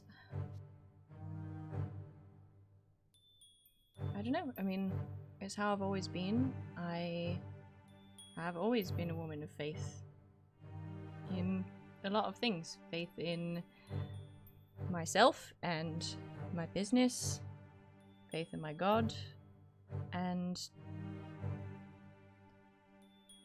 I don't know, we come across these people who have had such a hard time. You know, I mean, no one starts off bad. The people we meet on the road, the bandits, the umberhawkers, none of them started off that way, and I try to think that if I can just show them that someone believes they can be better, then maybe they'll believe it too. If I can show them that people can be good, because they can be. I know they can be. You all are. Well, sure, but Maybe they'll believe it too. isn't there a point that someone can reach where they are irredeemable? Is there at any point a time where you're like, I'm done forgiving you, you've had your last chance? I don't know. I've never met anyone that I couldn't pull back from the brink. But I don't know if that's my decision to make. So I do the best I can. Try not to get killed in between. Well, it's clearly working out for you. Well, it's not easy. So. But it's good. I have to have faith in something, otherwise what am I doing? Out here in the snow, fighting trees. I gotta believe in something. Suppose that's true. I know you're not really a woman of faith, but Believe in science. Sorry, so sorry, I made myself laugh. That wasn't an Nacho Libre quote. Go on. I know you're not really a woman of faith, but I don't know, I hope maybe I can give you something to believe in. Even Well, if it's just yourself. Well, we'll see about that. You have certainly given me something to think about, at the very least. No, you don't have to frown so hard about it. This is my thinking face. What are you saying? I have resting witch face. We should keep watch. Yeah. Thanks. Just thanks. I'm watching you back.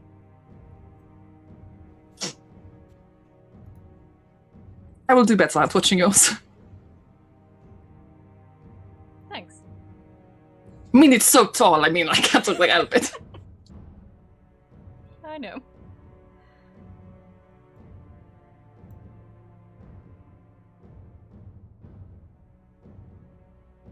Okay.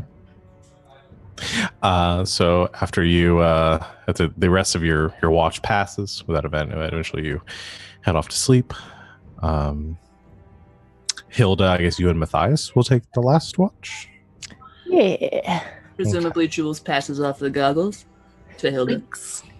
Goggles.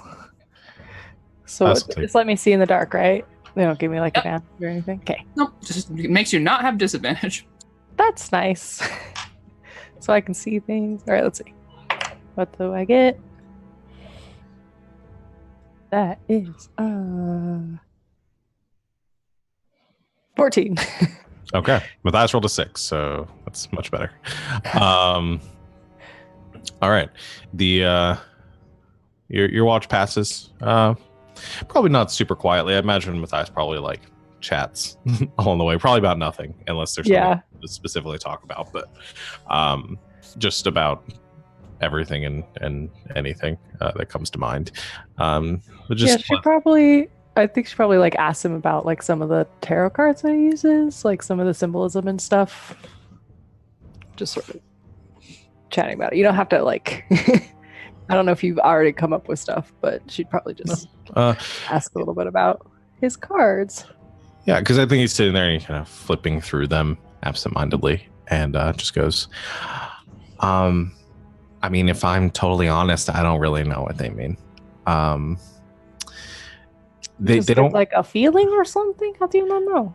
He kind of flips out a couple, and you can see they're very like abstract. You've probably seen tarot cards before, and they have like meanings and like the sun and the moon and the world, and like like it have very specific and like, or like kind of more interpretive meanings. And his are just like shapes and colors and very, very abstract concepts, and like almost like shoot, I can't remember the name. Almost like a Rorschach test, where it looks like different things depending on the angle that you're looking at it from. And he just says, I just kind of found these. Picked them up at a store, and the shopkeeper was only selling them for a couple of copper. And I just liked them a lot. And this was before my mistress came to me, and afterwards I realized that obviously, like, duh, like that's like, it was meant to be that way, and I understand their importance now. But I'll do readings and I'll look at them, and I don't really know what it means, but I get feelings from it, or usually after something's happened, I realize the connection. And I don't know if maybe I'm just not like good enough at it yet, or something. Maybe it just takes more practice. Yeah, I mean, practice always would help, especially with things doing with magic. Yeah. Well, because this all just kind of came to me at once, and I didn't really have a chance to like develop it. I mean, what about with you? Like, did you have to work a lot to get where you're? Because you're obviously really good, and Jules and Mel are obviously really good at what they do, and I just assumed that other people had to work a lot harder to get their stuff than I did. And yeah, I mean, in general, lots of people, like, there's actual schools for learning how to do magic, and people spend many years trying to figure it out. I was one of those, sort of learning some of the theories and everything that goes into casting and performing magic. And so, yes, it's a lot of hard work, and it is interesting that you have sort of this shortcut. So you studied at the Imperium? No.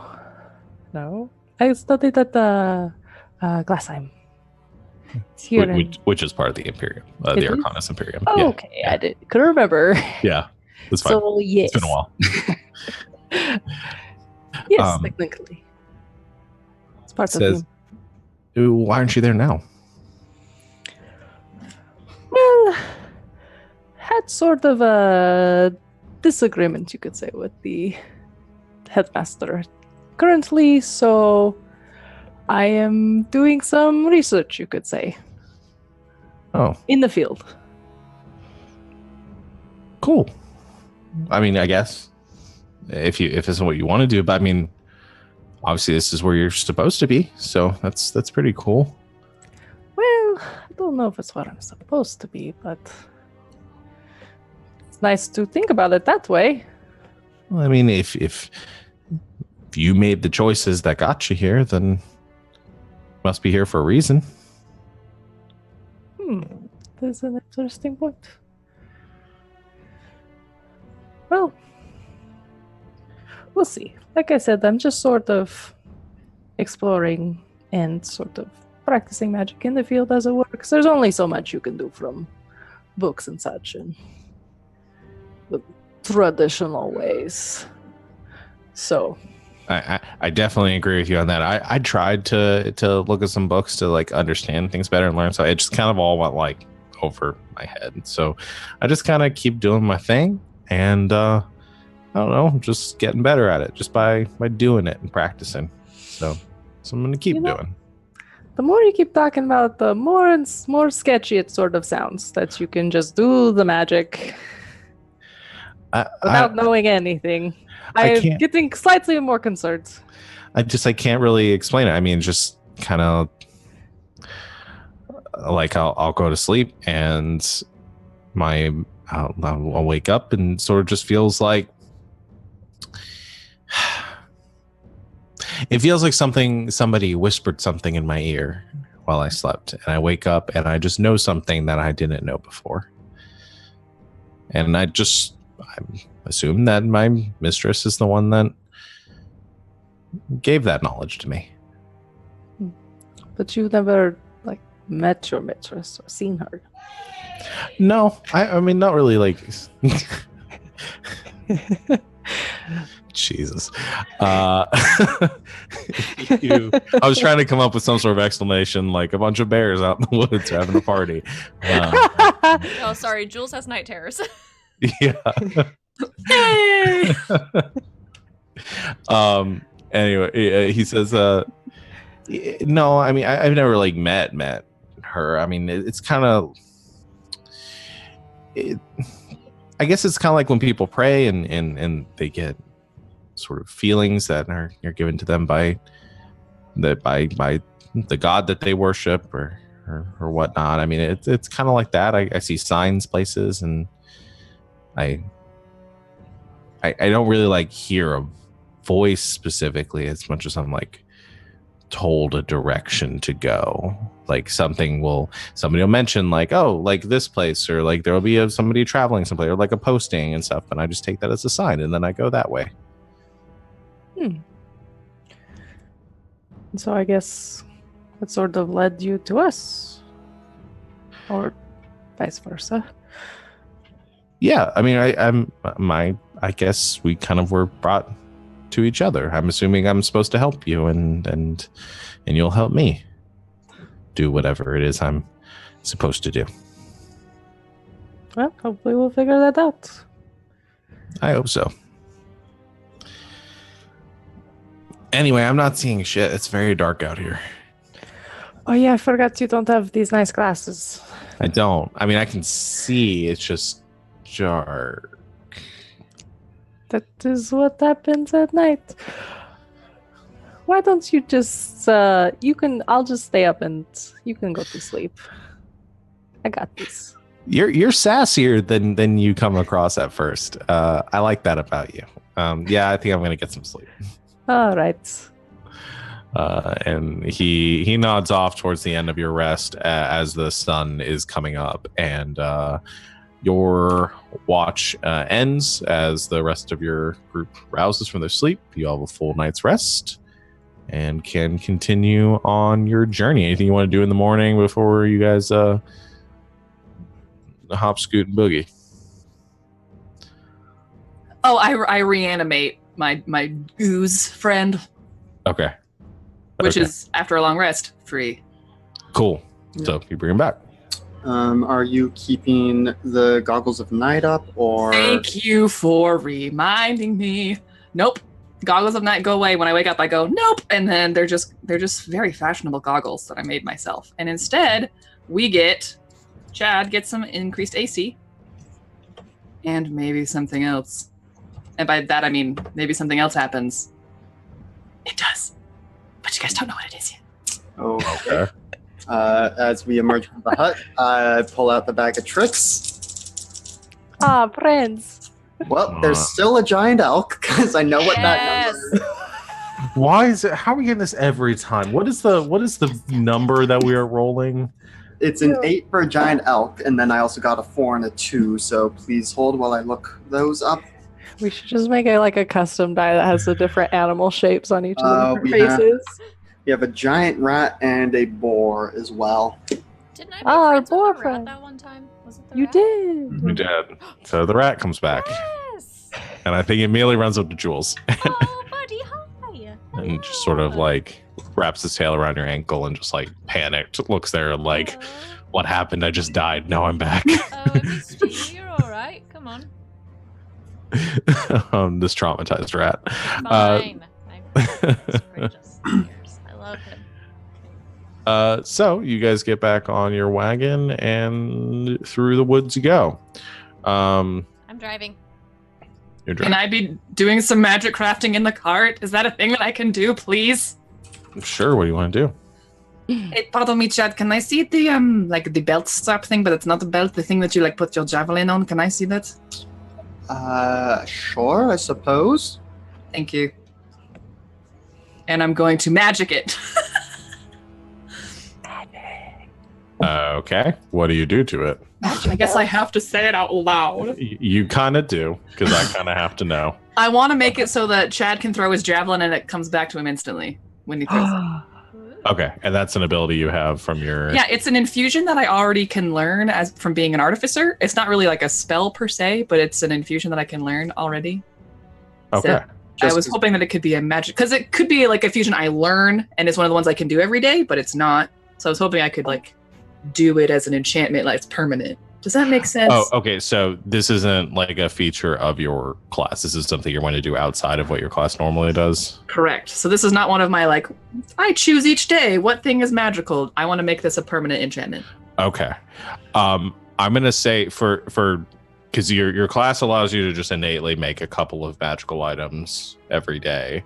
Or it keeps some enchantments up. I'm going to say for things that you're wanting to be permanent outside of that, there are additional like supplies and resources and cost that's going to be associated with it. So for a returning item, I'd probably, is there any other you're just going to be flat everything else, but it's just going to be that it returns the Yep, that's it for now. Okay. So I'm going to say I'd probably list it as like an uncommon enchantment on its own. So I'm going to say you're going to need, say, 250 gold pieces worth of supplies for that. Sounds fair. If you guys are in a city, I'll let you you spend the gold to pick up that supplies. Right now, you just don't have access to that on the road. But yeah, you could do that. And then I'd say for an uncommon enchantment, I have my list here for some of the enchanting stuff, and I'll need to... I think it's 48 hours. I tried to look earlier while I was thinking about these things I wanted to do. Yeah. I don't know. Do I have the homebrew? Yeah, it's in the homebrew rules. Magic item crafting. Perfect. Yeah, uncommon item, 48 hours. Oh yeah, what did I put? Actually, I might be doing I pulled that number off my head, but let me double check what the cost was going to be. Yeah, you have a spellcasting feature or proficiency in Arcana, which you do. Materials sufficient to craft the base item, which you have your enchanter's tools. You're just going to need some of the kind of, I'm just determining it like the cost of the magic item, just some vague enchanting stuff. So here's what I'll say. Actually, in this case, I want to give you a chance to do it. I don't want to be too much of a buzzkill. So we'll say, if you want to spend the gold, spend 250 gold pieces, you could begin the enchanting process now if you wanted to. Okay. I mean, I'm also fine with like Mel spend some time looking at it. It's like, I need to get to a city and get the parts I need. Like that's totally okay with me. You could. I mean, it's going to be up to you. It's going to take, as far as the time you're going to have to spend doing it, it's going to be your full day working on it. Either way, working in a city in like a stable environment may be more beneficial. It may be more difficult trying to do this in the back of a cart if you're going to try to rush the creation of it. Yeah, no, I'll just spend my time investigating it, deciding how I'm going to go about this once we get to Quildun. Okay. But yeah, you take some time and work on it and figure out the best way to do it. Yeah, I need to remind myself of, I wrote this like 4 months ago. I need to remember how I decided you guys are going to craft stuff. Okay. Cool. Anything else that everyone wants to do while you guys are traveling? I'm just driving and singing some sea shanties that I've picked up, but it does not sound good. Fair enough. I love it. Also, I'm pretty sure Chad is riding the giant elk alongside the cart. Fair. You still hear it. Yep. It's Unhear not it. like. Well, no, it probably sounds pretty bad. Well, your giant rat friend sits next to you and listens Nice. the whole way. Okay. So about 3 hours into your travel, as you are coming through you're back on a road that cuts through here. It's not very well traveled, so it's rough going, but you do have a path to follow and a direction and a heading to go in. I don't know if any of you have ever traveled to Quildun before. Chad may have gone once with his father on some kind of diplomatic mission, maybe, but Sure. hasn't been in many, many, many years. Okay. But you guys have a map, and I'm assuming you probably know the way to go. And Matthias has been through here, so I'm not going to make you have a check to see if you can navigate correctly. What I'm going to have everybody do is make a perception check, though.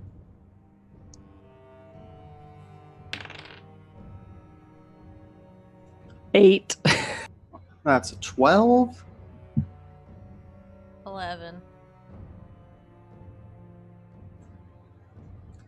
And Lindsay, Mel, perception check. I didn't know I was also making that check. Here we go. I think you are generally included in everyone. Oh, well. 12. 12. Okay. You are traveling at a pretty reasonable pace, and you are driving Jules right now and keeping an eye on the road. The rest of you keeping an eye out, but not too attentively at this moment. As you are as you're coming around a bend, though, there is a moment where I think at the last second, Jules, and it's a little bit too late, you notice something in the road. Just as one of the draft horses currently pulling your cart steps on something, and there is a snapping noise, and you see this half-buried mechanism of wood snap upwards and towards the horse. It's going to make a dexterity saving throw. Oh no! Sorry, Where is my horse? I'm just going to roll a d20. I think These horses have done nothing to you, Sean. Well, we're going to see. That's a 5, so that's going to fail. Oh no. We're gonna need the elk, Chad. So it's going to take 6, takes 9 points of damage. It's still alive. But these spikes have sort of embedded themselves, like stabbed into the horse, and is rearing back, and the cart comes to a lurching halt as you are stopped, and the horse seems to be restrained at this moment by this trap. The other one has stopped pulling and is now reared up, but at that moment, as you are reeling from this, you hear another noise coming from the underbrush. This as 4 well, I think most of you would probably recognize as wargs come flanking out from the sides, and you hear a whistle as an orc steps out with them and gives a command, and the 4 wargs now lunge towards the cart. I'm going to need everyone to roll initiative. Oh, man. Ah! Am I included? I'm just kidding. I'm just kidding. Let's stab you. Okay, let's everyone roll initiative. And I got stuff to roll too. That is not nearly as good as the other fight. Still better than roll 20. Okay, wait. I Click. rolled a 0. Oh no! Are you not Jeez. rolling real dice? No, I've been using Roll20 for my initiative historically. See, and then I'm gonna roll. Exactly what I rolled in real life. That's what I said I was gonna do, so that's where we're at. Oh, It got only a little bit better than Roll20, but not by much. oh no, guys, we're in trouble. Okay. 0. So I assume Chad's going to control the elk. Jules, do you want to control the rat again? Yeah, sure. And Hilda, you want to take the boar? Sure, I can. Okay. Have a boyfriend. So everybody's got a pet. Perfect. Let's. I'll take you guys. Oh no, you guys are on the map. Perfect.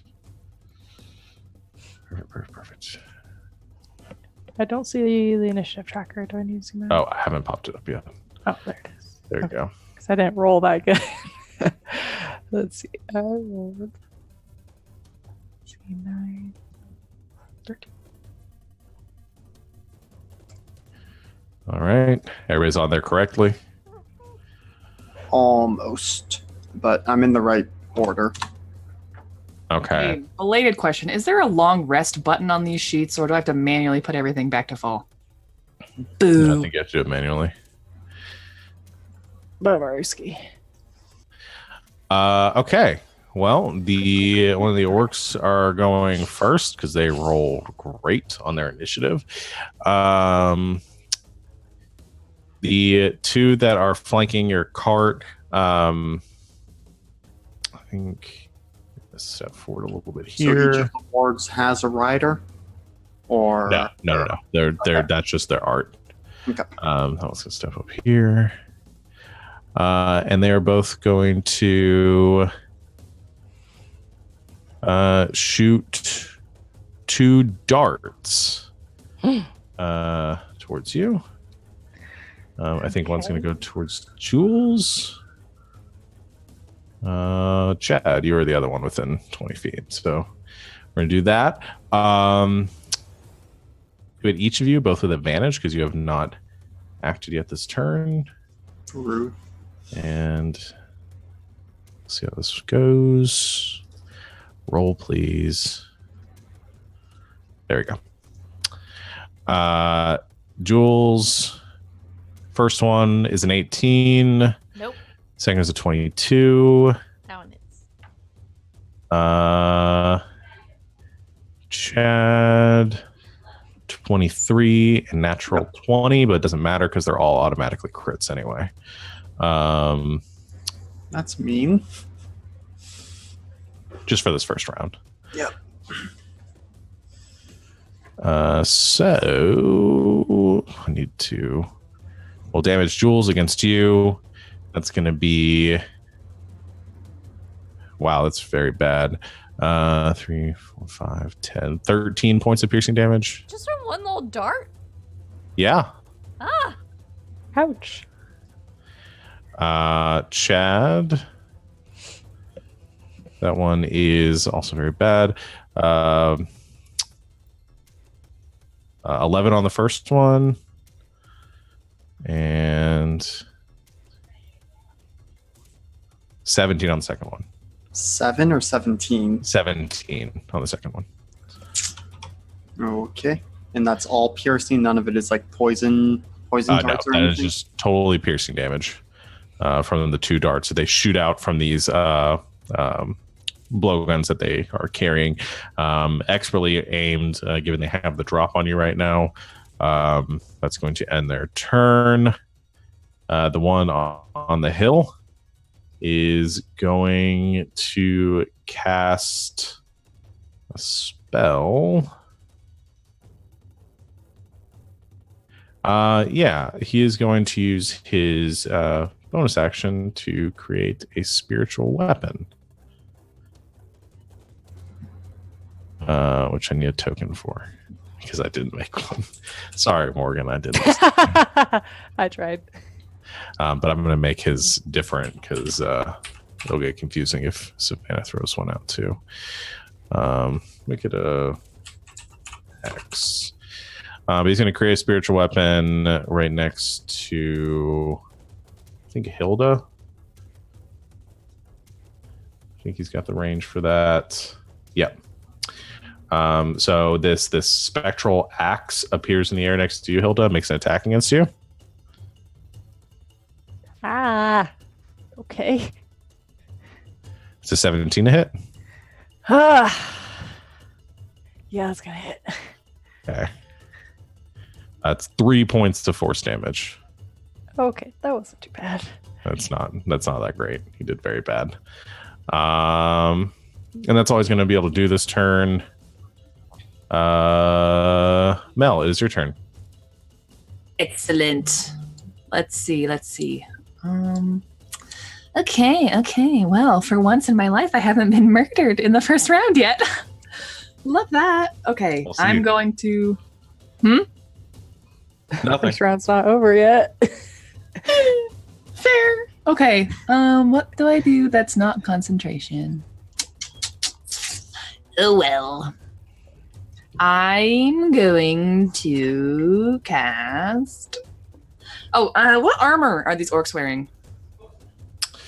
The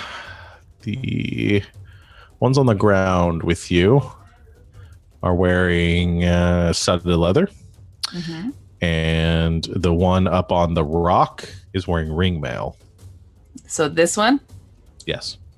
Excellent. Please hold. Great. I'm going to cast heat metal on his armor. Oh, okay. So you cause an object glow red hot. Any creature in physical contact with the object takes 2d8 fire damage when you cast a spell. All right, roll your TD8. Here I go. Be good. Oh, 2 8s! I'm not even kidding. Nice. So 16 points of damage. Yeah. If a creature is holding or wearing the object and takes damage from it, the creature must succeed on a Constitution saving throw. Okay. On AC save. 16, I think. Yeah, it's an 8. He fails. Great. He must drop the object if he can. If he can't, he has disadvantage on attack rolls and ability checks until the start of my next turn. He will have disadvantage then on his next turn. Very nice. And that's what I'm going to do. Bonus action, Theory is going to spit upon... Nope, that guy's too far. He's going to spit on this... On this one. I'm assuming that's a bad guy. Yes. He's going to spit at him. Okay. Spit, Make your Theory, attack. spit. Nope. That's an 8. That'll Hit. miss. Okay, That that's me. misses. Okay. That one on the hill is now yelling in pain as his armor is searing him, cooking him alive. Hilda, your turn. Oh, okay. Let's see. I'm gonna have the boar rush forward and attack this orc guy up here.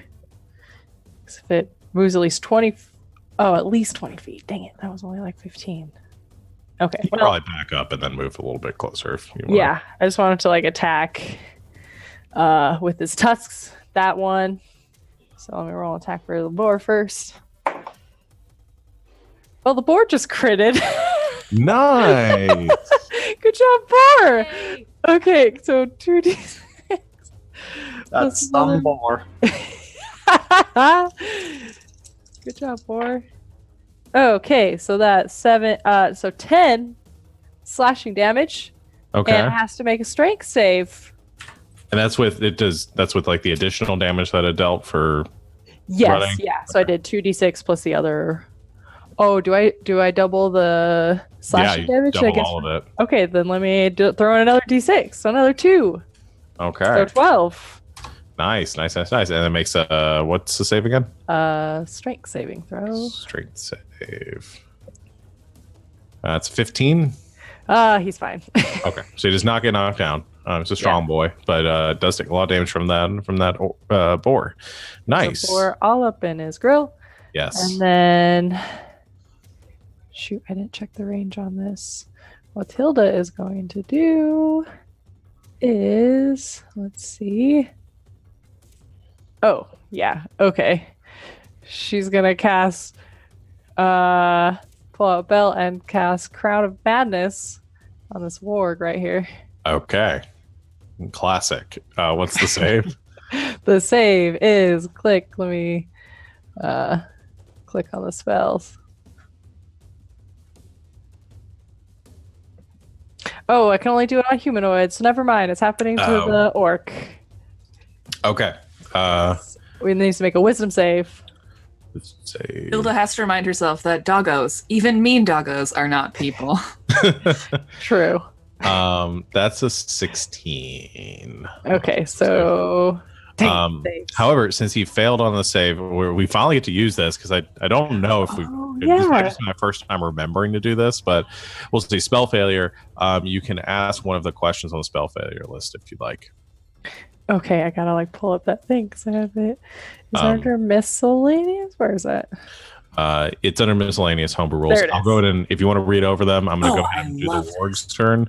And okay, I'll look over it. Hit me with your question after their turn.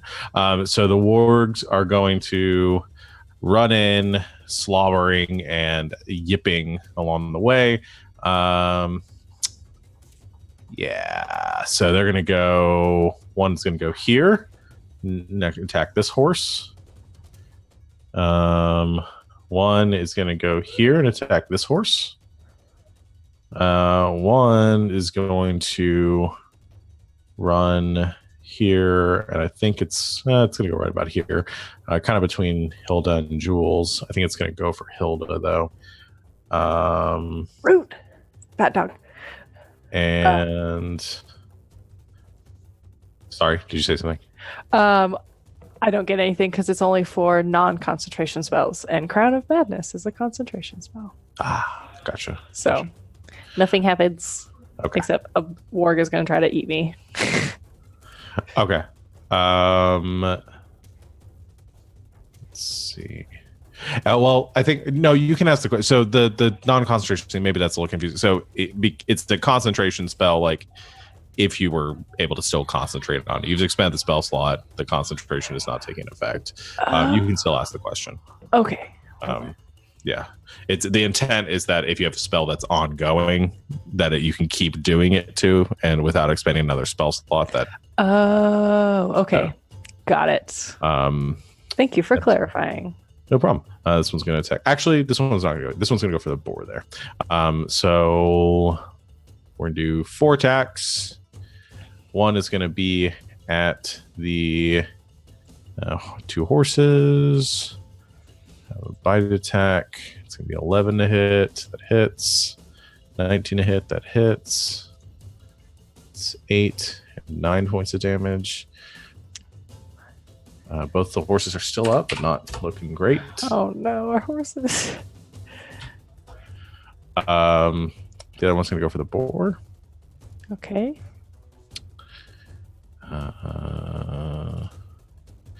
It's going to be a natural 1, so that misses. No. And the last one's going to be for the elk. To 24 for 9 points of piercing damage. And both horses and the elk are going to need to make strength saving throws to avoid being knocked prone. Oh. That's a dirty 20. That'll succeed. The first horse is still up. The second horse, the one that got caught in the trap over here, is knocked prone.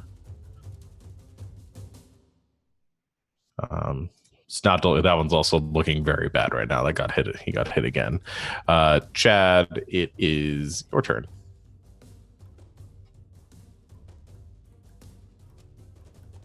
You're muted. Sorry. The elk is going to start by hoofing the warg that just attacked it, so this bottom right one. Okay. I'll get a hoof in the snoot. Hopefully, that's only a 12. I don't think they have a large AC, but that will just barely miss. Yeah, okay. Chad is going to hop off the elk and come running over at the orc that shot him with some darts, wielding Dragon Maru, and is going to attempt to do a chop. Okay. That's only a 15 to hit. It's that one. That'll hit. All right. Oh, and I remember my great weapon master thing because I rolled a 2, so I get to re-roll it. Yes, you do. That's a 12. So that is 16 slashing damage. All right. 16 points of slashing damage. Nice. And my second attack, 19 to hit That'll hit. for 12 slashing damage. Nice. Okay. 2 hits with the great axe against the orc. Salt looking great. Yep. I think I will use my bonus action to second wind on myself. Okay. That's pretty good. Okay. And that is Chad's turn. All right. Jules, it is your turn. Have you really taken that much damage? Yeah, I mean, I got hit with 2 critted. Oh no, I was talking to Jules. Oh. It says 13 hit points on her token right now. Oh, that's wrong.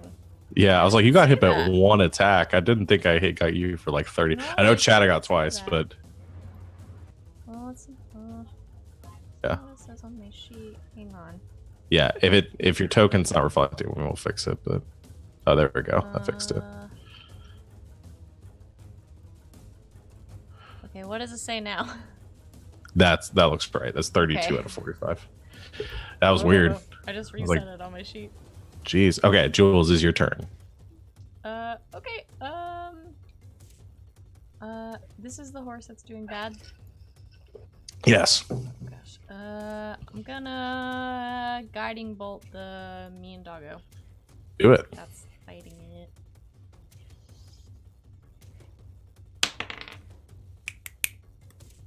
Natural 20. Oh shit. Okay, roll damage. Yay!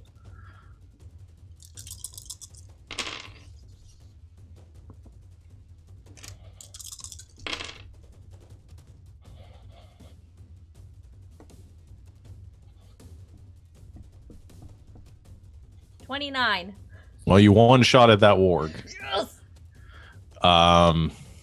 Yeah. Phew. Hadn't taken any damage. But that guiding bolt just goes straight through its chest, and it skids backwards a bit from the sheer force of the impact. Yeah, that was bad. So yeah, it's dead. Anything else with your turn? Great, I'm gonna turn towards the other dog and just be like, "Go next." I don't think it Okay. understands me, but No, it's a dumb dog. But it's nomming on that horse right now. okay. Okay. It'll be Matthias' it's a turn. rat. Oh yeah, rat can go. It should probably go. God, I feel so bad. It's so little. It should probably go bite something though. He'll go over to where the boar is Okay. and try to chomp on the orc. Okay. Guess he gets advantage. His attack tactics. Oh, nice. Oh, that's good. Dirty 20. That'll hit. What do you do? Oh, it's not very much damage, huh, little buddy? Well, that's 6 piercing damage. Okay. 6 points of period. That's That's not the insignificant. most damage he can roll. Okay. He bites onto that orc's like calf, and it shouts out. He shouts out in pain. Not enjoying that. Okay. Matthias's turn is going to use his bonus action. Is going to hex the warg over here. I'll go put a little purple dot on this one. And he's going to shoot 2 Eldritch Blasts at it. That's a 24 and an 18. Both of them hit. 6 and 7 damage. And another 2d6. Extra 4. So that's a total. Rolled really bad on those damage rolls. 13, 16, 17 points of damage to that orc from the 2 Eldritch Blasts. And that will be the end of his turn. He's just going to stay on the cart and shoot from where he's at. Maybe actually strafe over it this way.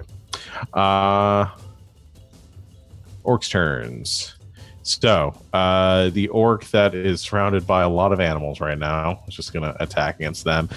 Pulls out his scimitar and is going to make an attack against the boar first. That's a 15 to hit. Yeah, that hits the boar. That's 11 points of slashing damage. Oh, boar go poof, I think. Yeah. Goodbye, boar. Then he's going to swing at the rat. 15 to hit. Yeah. That's 15 points of slashing damage. Okay, super gone. No, so not just our friends. stabs down twice into the We boar. still have Gina. Yeah, stabs down twice into the boar and the rat. Both of them poof, poof, disappearing, and the orc gives a confused like kick at the ground. Not quite sure the magic of his sword just destroying these creatures. And then he's going to go 5, 10, 15, 20, and just start moving around this way. The other one is with you, Chad. It's going to make 2 attacks against you. Scimitar attack.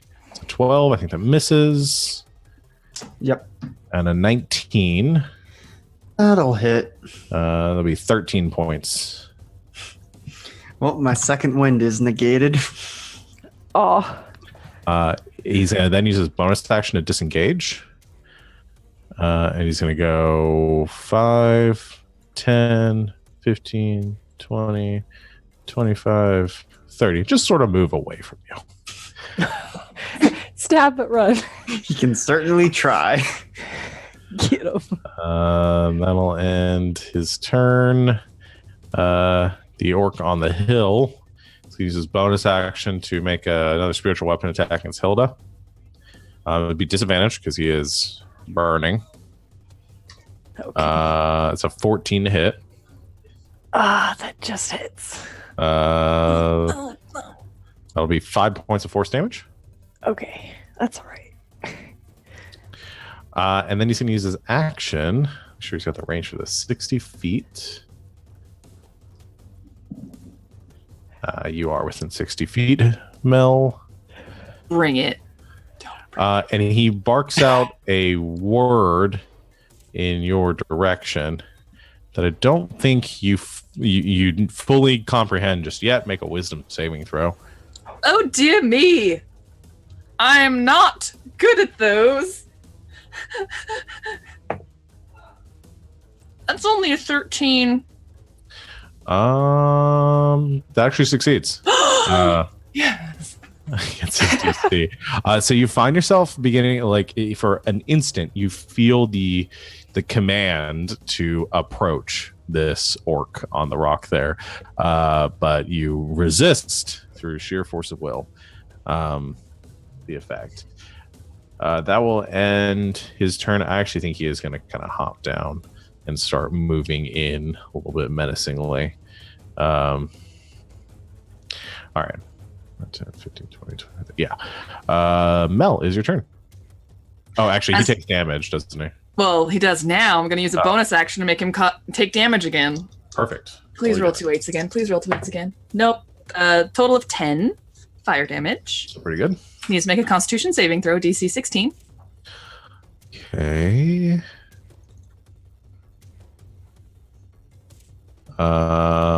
He doesn't have disadvantage on that. Why did I roll a disadvantage? 23. Okay, well then he does not have disadvantage on his attacks this time. Okay. It's very hot. It's burning him, but he's focused. Okay. Yeah. For my action, let's see. I don't want him to get to me. So I'm going to leave this here cart. Bye. 5, 10, 15, 20. I'm just going to come over here, stand by Chad, and be like, oh, hello, Chad. And then I'm going to lightning lure the guy who ran away and try and bring him back to Chad. Okay. So that's, what saving throw is that? Strength.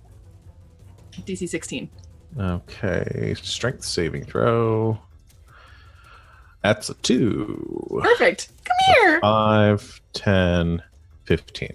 I go, hello. And he also takes 1d8 lightning damage. Okay. That's 6 lightning damage. And I just kind of step out of the way and I go, I believe you're having a conversation. Okay. Yeah, the lightning lure kind of wraps around his neck and then like drags him back towards you. And then there's that jolt of electricity that that courses down this arcane tether and into him, and he lets out a cry of pain as that happens. And then looks up to see where he is now and isn't too happy about it. That will end your turn, I believe. All right, Hilda. All right, perfect. I'm so glad this guy came close. Because I'm now gonna cast fear Yes. on him Yes, yes, and the warg next to him. And I don't know. I don't think the 30-foot cone would also capture the bottom. I don't think. I don't know how the cone works. If you're trying to angle it to not hit the horse, then yes, Yeah. you'll be able to get. Yeah, you'll be able to get all 3 of them. Okay, so she pulls out like a very silvery looking bell and rings it, and they have to make a wisdom saving throw. Okay. Get them, queen. Yes. The wargs, right there's. It's 4 and a 9 for the wargs. They fail.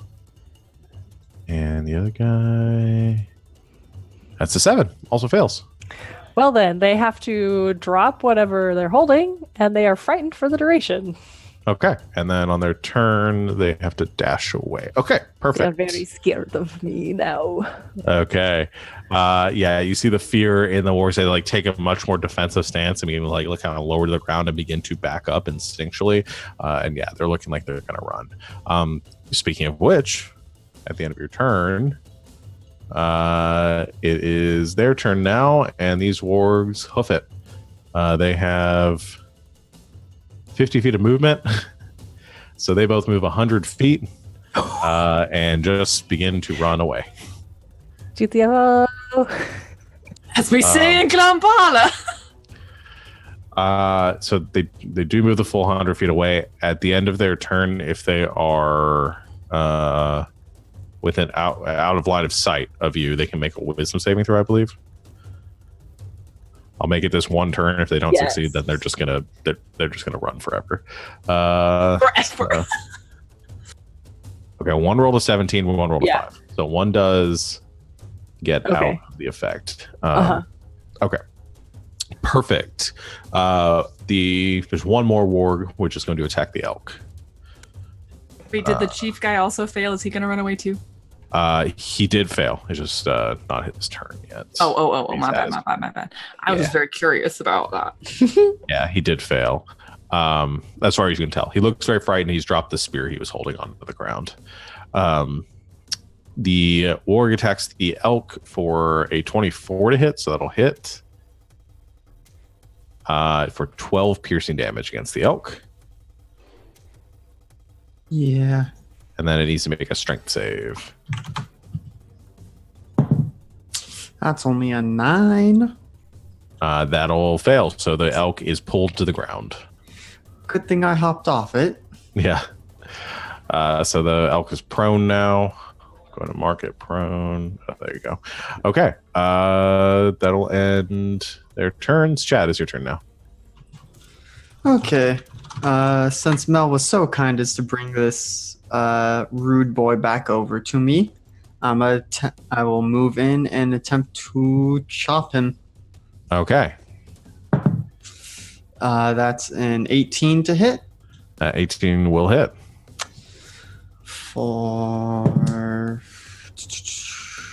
Okay, that is 13 slashing damage. Okay.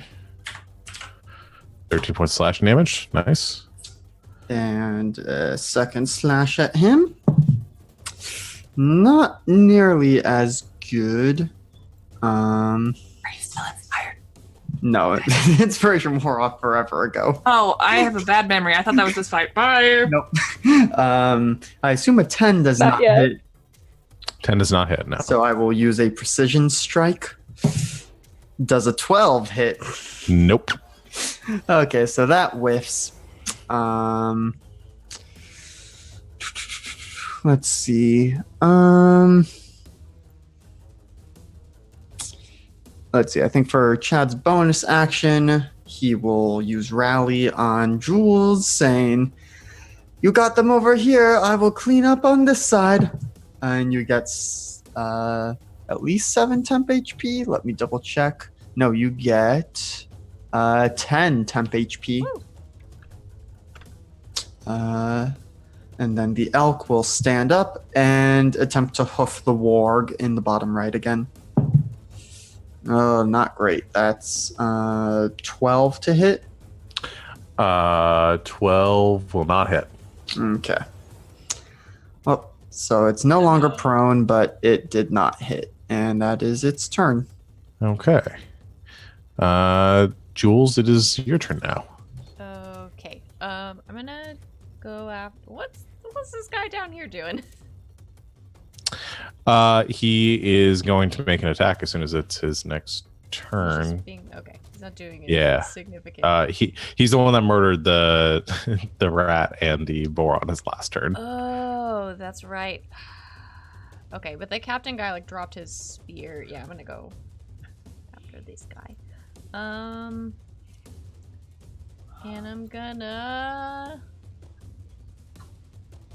Yeah, I'm gonna use my action to try to hit him with my mace. Okay. Make your attack.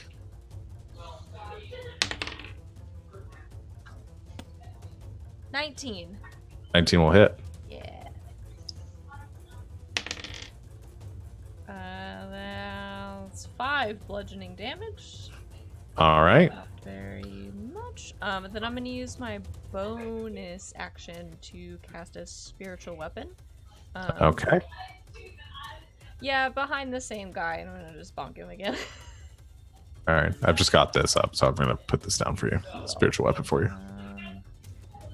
So that is a 17 to hit.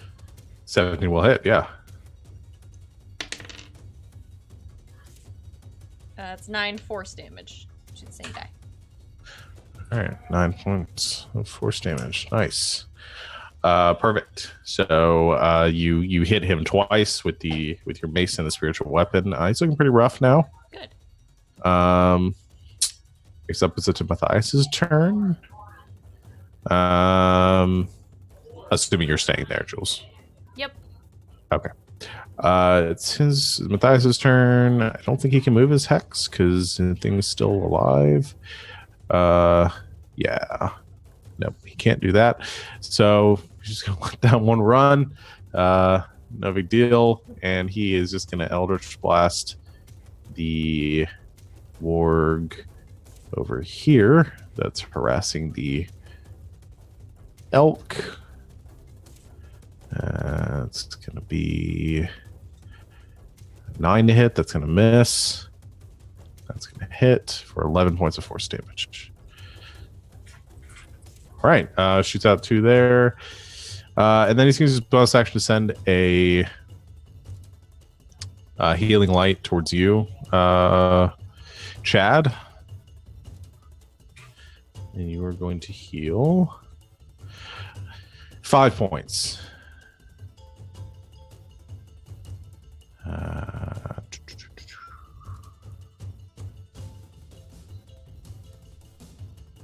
Okay. Just double checking. That's all I can do. Yep, that's it for Matthias and the orcs' turns again.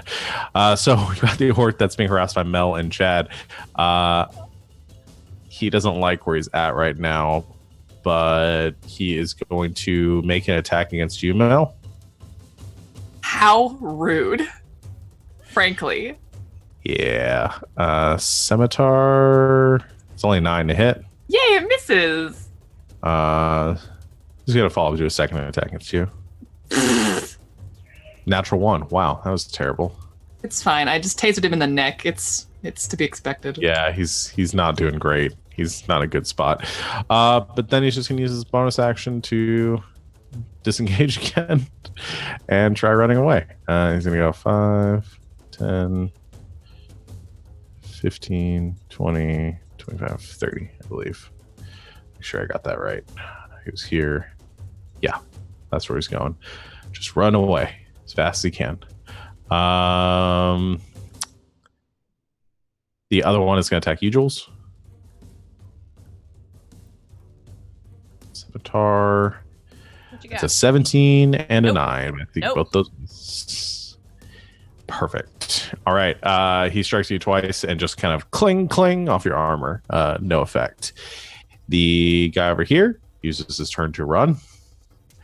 15, 20, 25. Yeah, so he can run 60 feet with a dash. And then he'll make another save. Fails on his second save, so he's going to keep running on his next turn. Get out of here. He's gone. Bye. Mel, it's your turn. So is he so far away that I can't hurt him anymore, or can I hurt him still? He's 60 feet away. My range is 60 for that spell. But you moved since then, so You're right. He's moved 60 feet, so he was here on his last turn. He's too far from me, I'm pretty So sure. yeah, I think if you used your action, or if you use your movement to move closer to him, you could be within 60 feet. But It's just a waste of a second level spell. It's fine. It's fine. maybe Maybe it's a he'll come lot of back. damage. I don't think it's a waste. It's fine. I'm gonna look at Chad. Do you have that one? Like, you got that handled? Oh yes, I've gotten. Right. I'm going to go over here and taser whip a warg. Okay. Get it. Strength saving throw, please. I don't Uh, have to be that close. Oh yes, I do. Okay. it's a 9, so it fails. Get over here. Bzzzt. Okay. Get over here. So Oh, that's that's terrible. 8 lightning damage. I'm so sorry. It's 2d8. Oh, That's 10 lightning damage. and lightning damage still up. Not happy. And then I'm gonna stab it with a dagger. Do it. Because I didn't use my bonus action. Yay! Okay. Nom, nom, nom, nom, nom. Let's see. 16 to hit? That'll hit. 5 piercing damage. It had 5 hit points left. Yeah. So you taser whip the warg, you rip it closer to you, and as it's beginning to pull itself up and it's growling and the slobber's coming off its head, you just take the dagger, you stab it straight down through the base of its skull, and it just before it's about to lunge and bite at you, and the warg goes limp and collapses in a heavy thump on the ground. I love that. Chad, you've got him? Okay, I've got this. Stab, stab. Perfect. Hilda, what would you like to do? I'm checking to see if this is an action, but I'd like to pop out Pinger, who is still an owl. And Okay. just have Pinger follow that orc that's running away from me. Okay. Just like keep an eye on that guy. Sure. Oh, that's smart. So I'm just I'm gonna have Pinger follow, and I'm assuming that's an action. I think it is to summon them from the ether. Yeah, because it is to dismiss one. So Yeah. That, and then as a bonus action, going to inspire Jules. Perfect.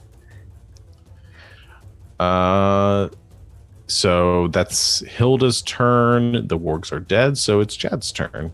Well, actually, there's one warg that's not dead, or 2 wargs that aren't. One of them keeps running. I think the other stops, and I think you can hear like growling off in the distance, but the other like orc is now running that direction too. I don't think the other one comes back at this point. There's a lot of confusion going on. So anyway, it's a long-winded way to say that the wargs are done. Chad, it's your turn. All right. Chad is going to point at the one who ran away from him and say, "Gina, fetch!" And the elk is going to charge at it with. It's got 20 feet to get over there and do a ram attack and a charge attack. Okay. So, 17 to hit. 17 will hit. So let me do the ram damage first. That is 10 bludgeoning. And he's dead. Okay. Let's see. I assume I can't quite get to the 30 feet there because it's going through the cart. Yeah, you can't go through the cart. You have to go Okay. around it. But I could get maybe there or so. Uh, 15 and then. yeah, I'd say you could get there. Okay, so as Chad moves over there, he will put Dragonmar away and pull out the pike Okay. so that he has reach on this fool for a 17 to hit. That'll hit. Great Weapon Master, because that was a 1. That's much better. That is 12 piercing damage. Okay. And second attack. Oh, that is only a 10 to hit. Yeah, that doesn't hit. And yeah, let's try and do a precision strike on him. Okay. That's the full 8, so it does an 18 hit. That'll hit. All right. Great Weapon Master. Well, that was 2 1s in a row, so that is 4 more piercing damage on him. Okay. You stab him twice with your pike. He's looking rough, but he's still up between Jules and the spiritual weapon. Anything else on your turn? Or is that it? I think Chad is angry, so action surge. Let's stab him again. Okay. 21 to hit. That'll hit. 6 piercing. Okay. Second attack. Oh, that's not gonna hit. That was a 2 plus stuff. Yeah, that'll miss. Yeah, because even with precision, it wouldn't hit. Okay, that is Chad's turn. Okay.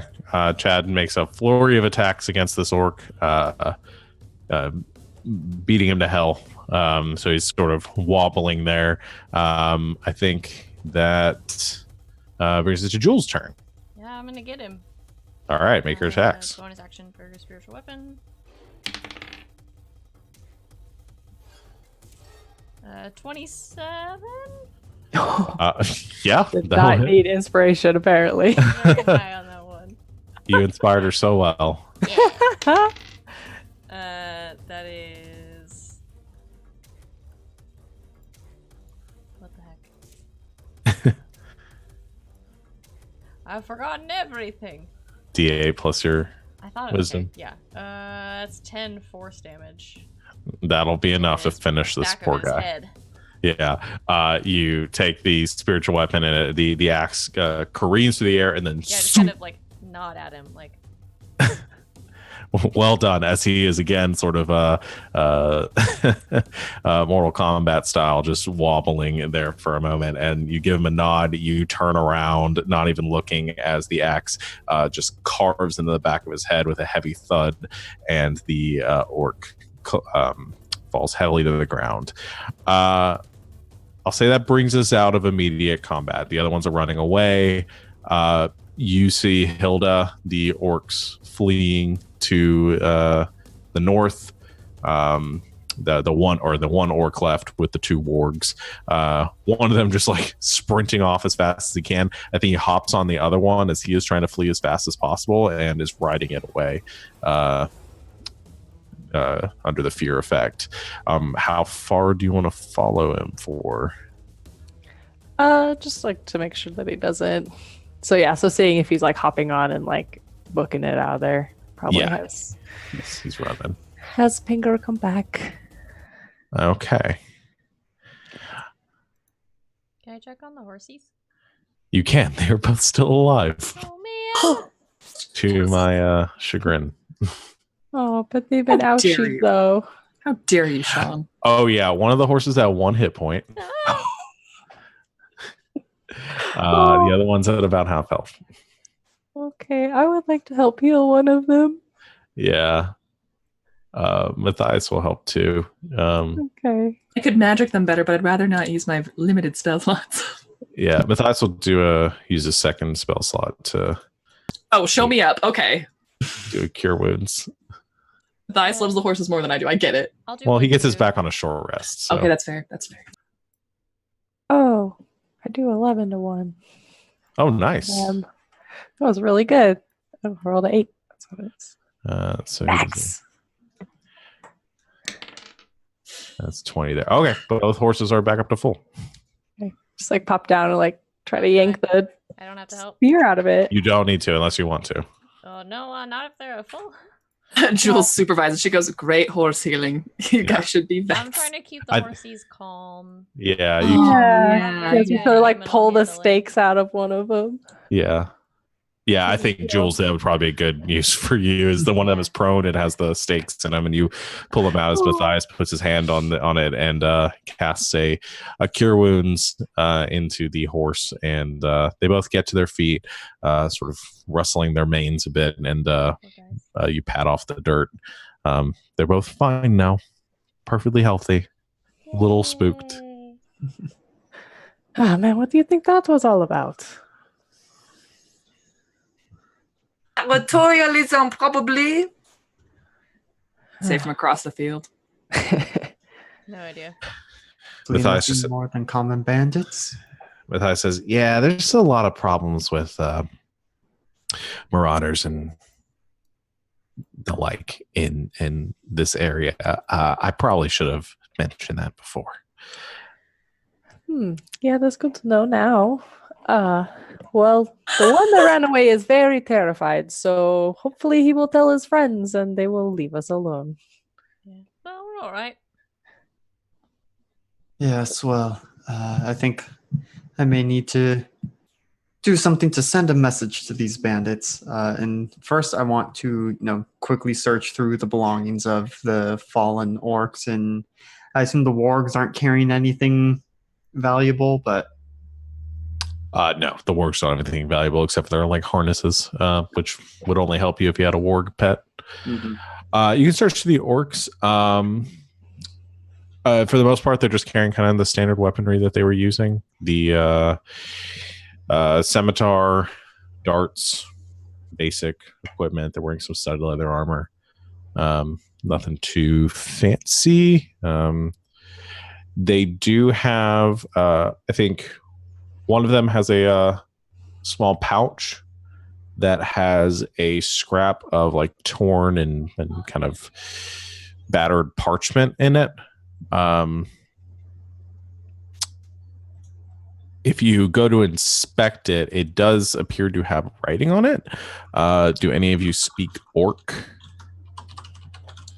No, but I'm pretty sure Hilda can. Oh yeah, does the Compra helmet? Hang on. What does Did you just call it the Compra helmet? Yep, on accident. Okay, let's see. It just says comprehend languages. So does that mean written? Or just hearing? Check the spell. Okay. Should say on there. I think it's Let's check that spell. let's see. Oh yeah. Understand the literal meaning of any spoken language. You also understand the written language, any written language you see, but you must be touching the surface on which the words are written.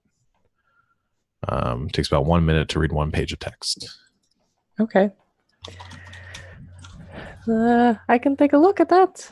I think as you do that, I am going to, unless anyone strongly objects, going to leave some bandit heads on pikes as a warning to anyone who tries to set this up in the future.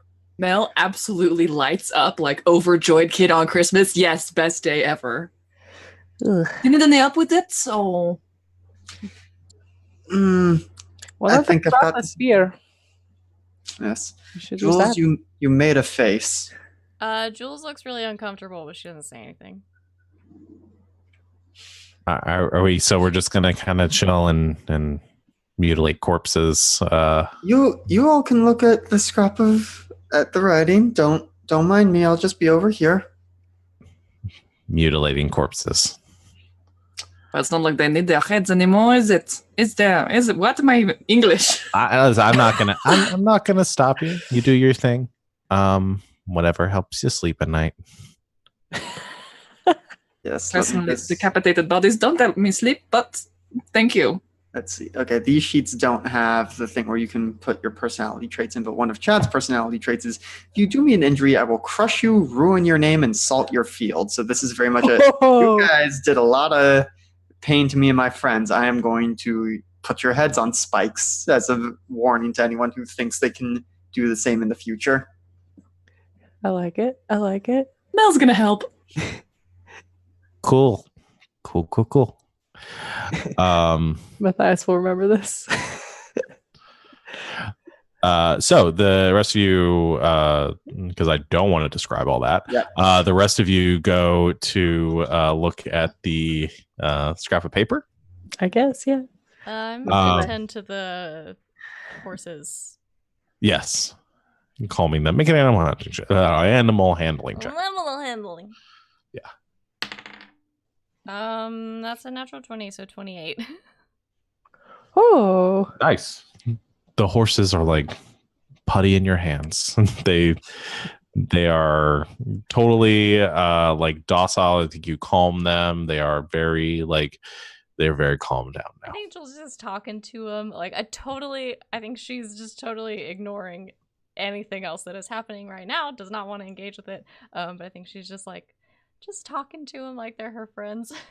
Yeah. Like, Matthias is probably sitting there like not really with the horses, but kind of like sitting there just watching you, like legs dangling off the edge of the wagon, kind of kicking at the ground, facing the opposite direction from what's going on. If he also looks uncomfortable, I think I'm talking to the horses, kind of like I do to our cats. Like, I'm like, and this is my friend Matthias, and just like, do you guys like him? He's friendly, I promise.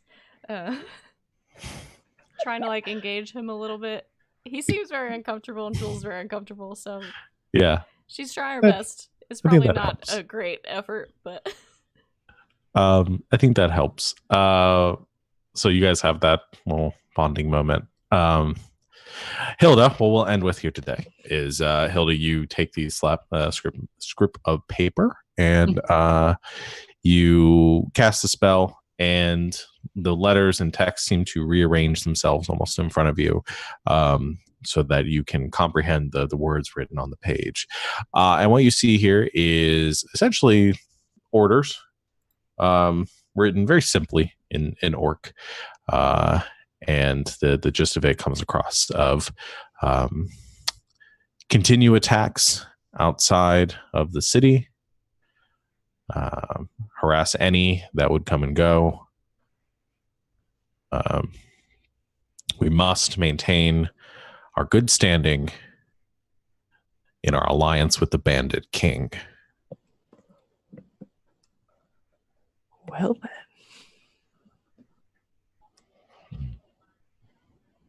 Is it signed or anything? No, not signed.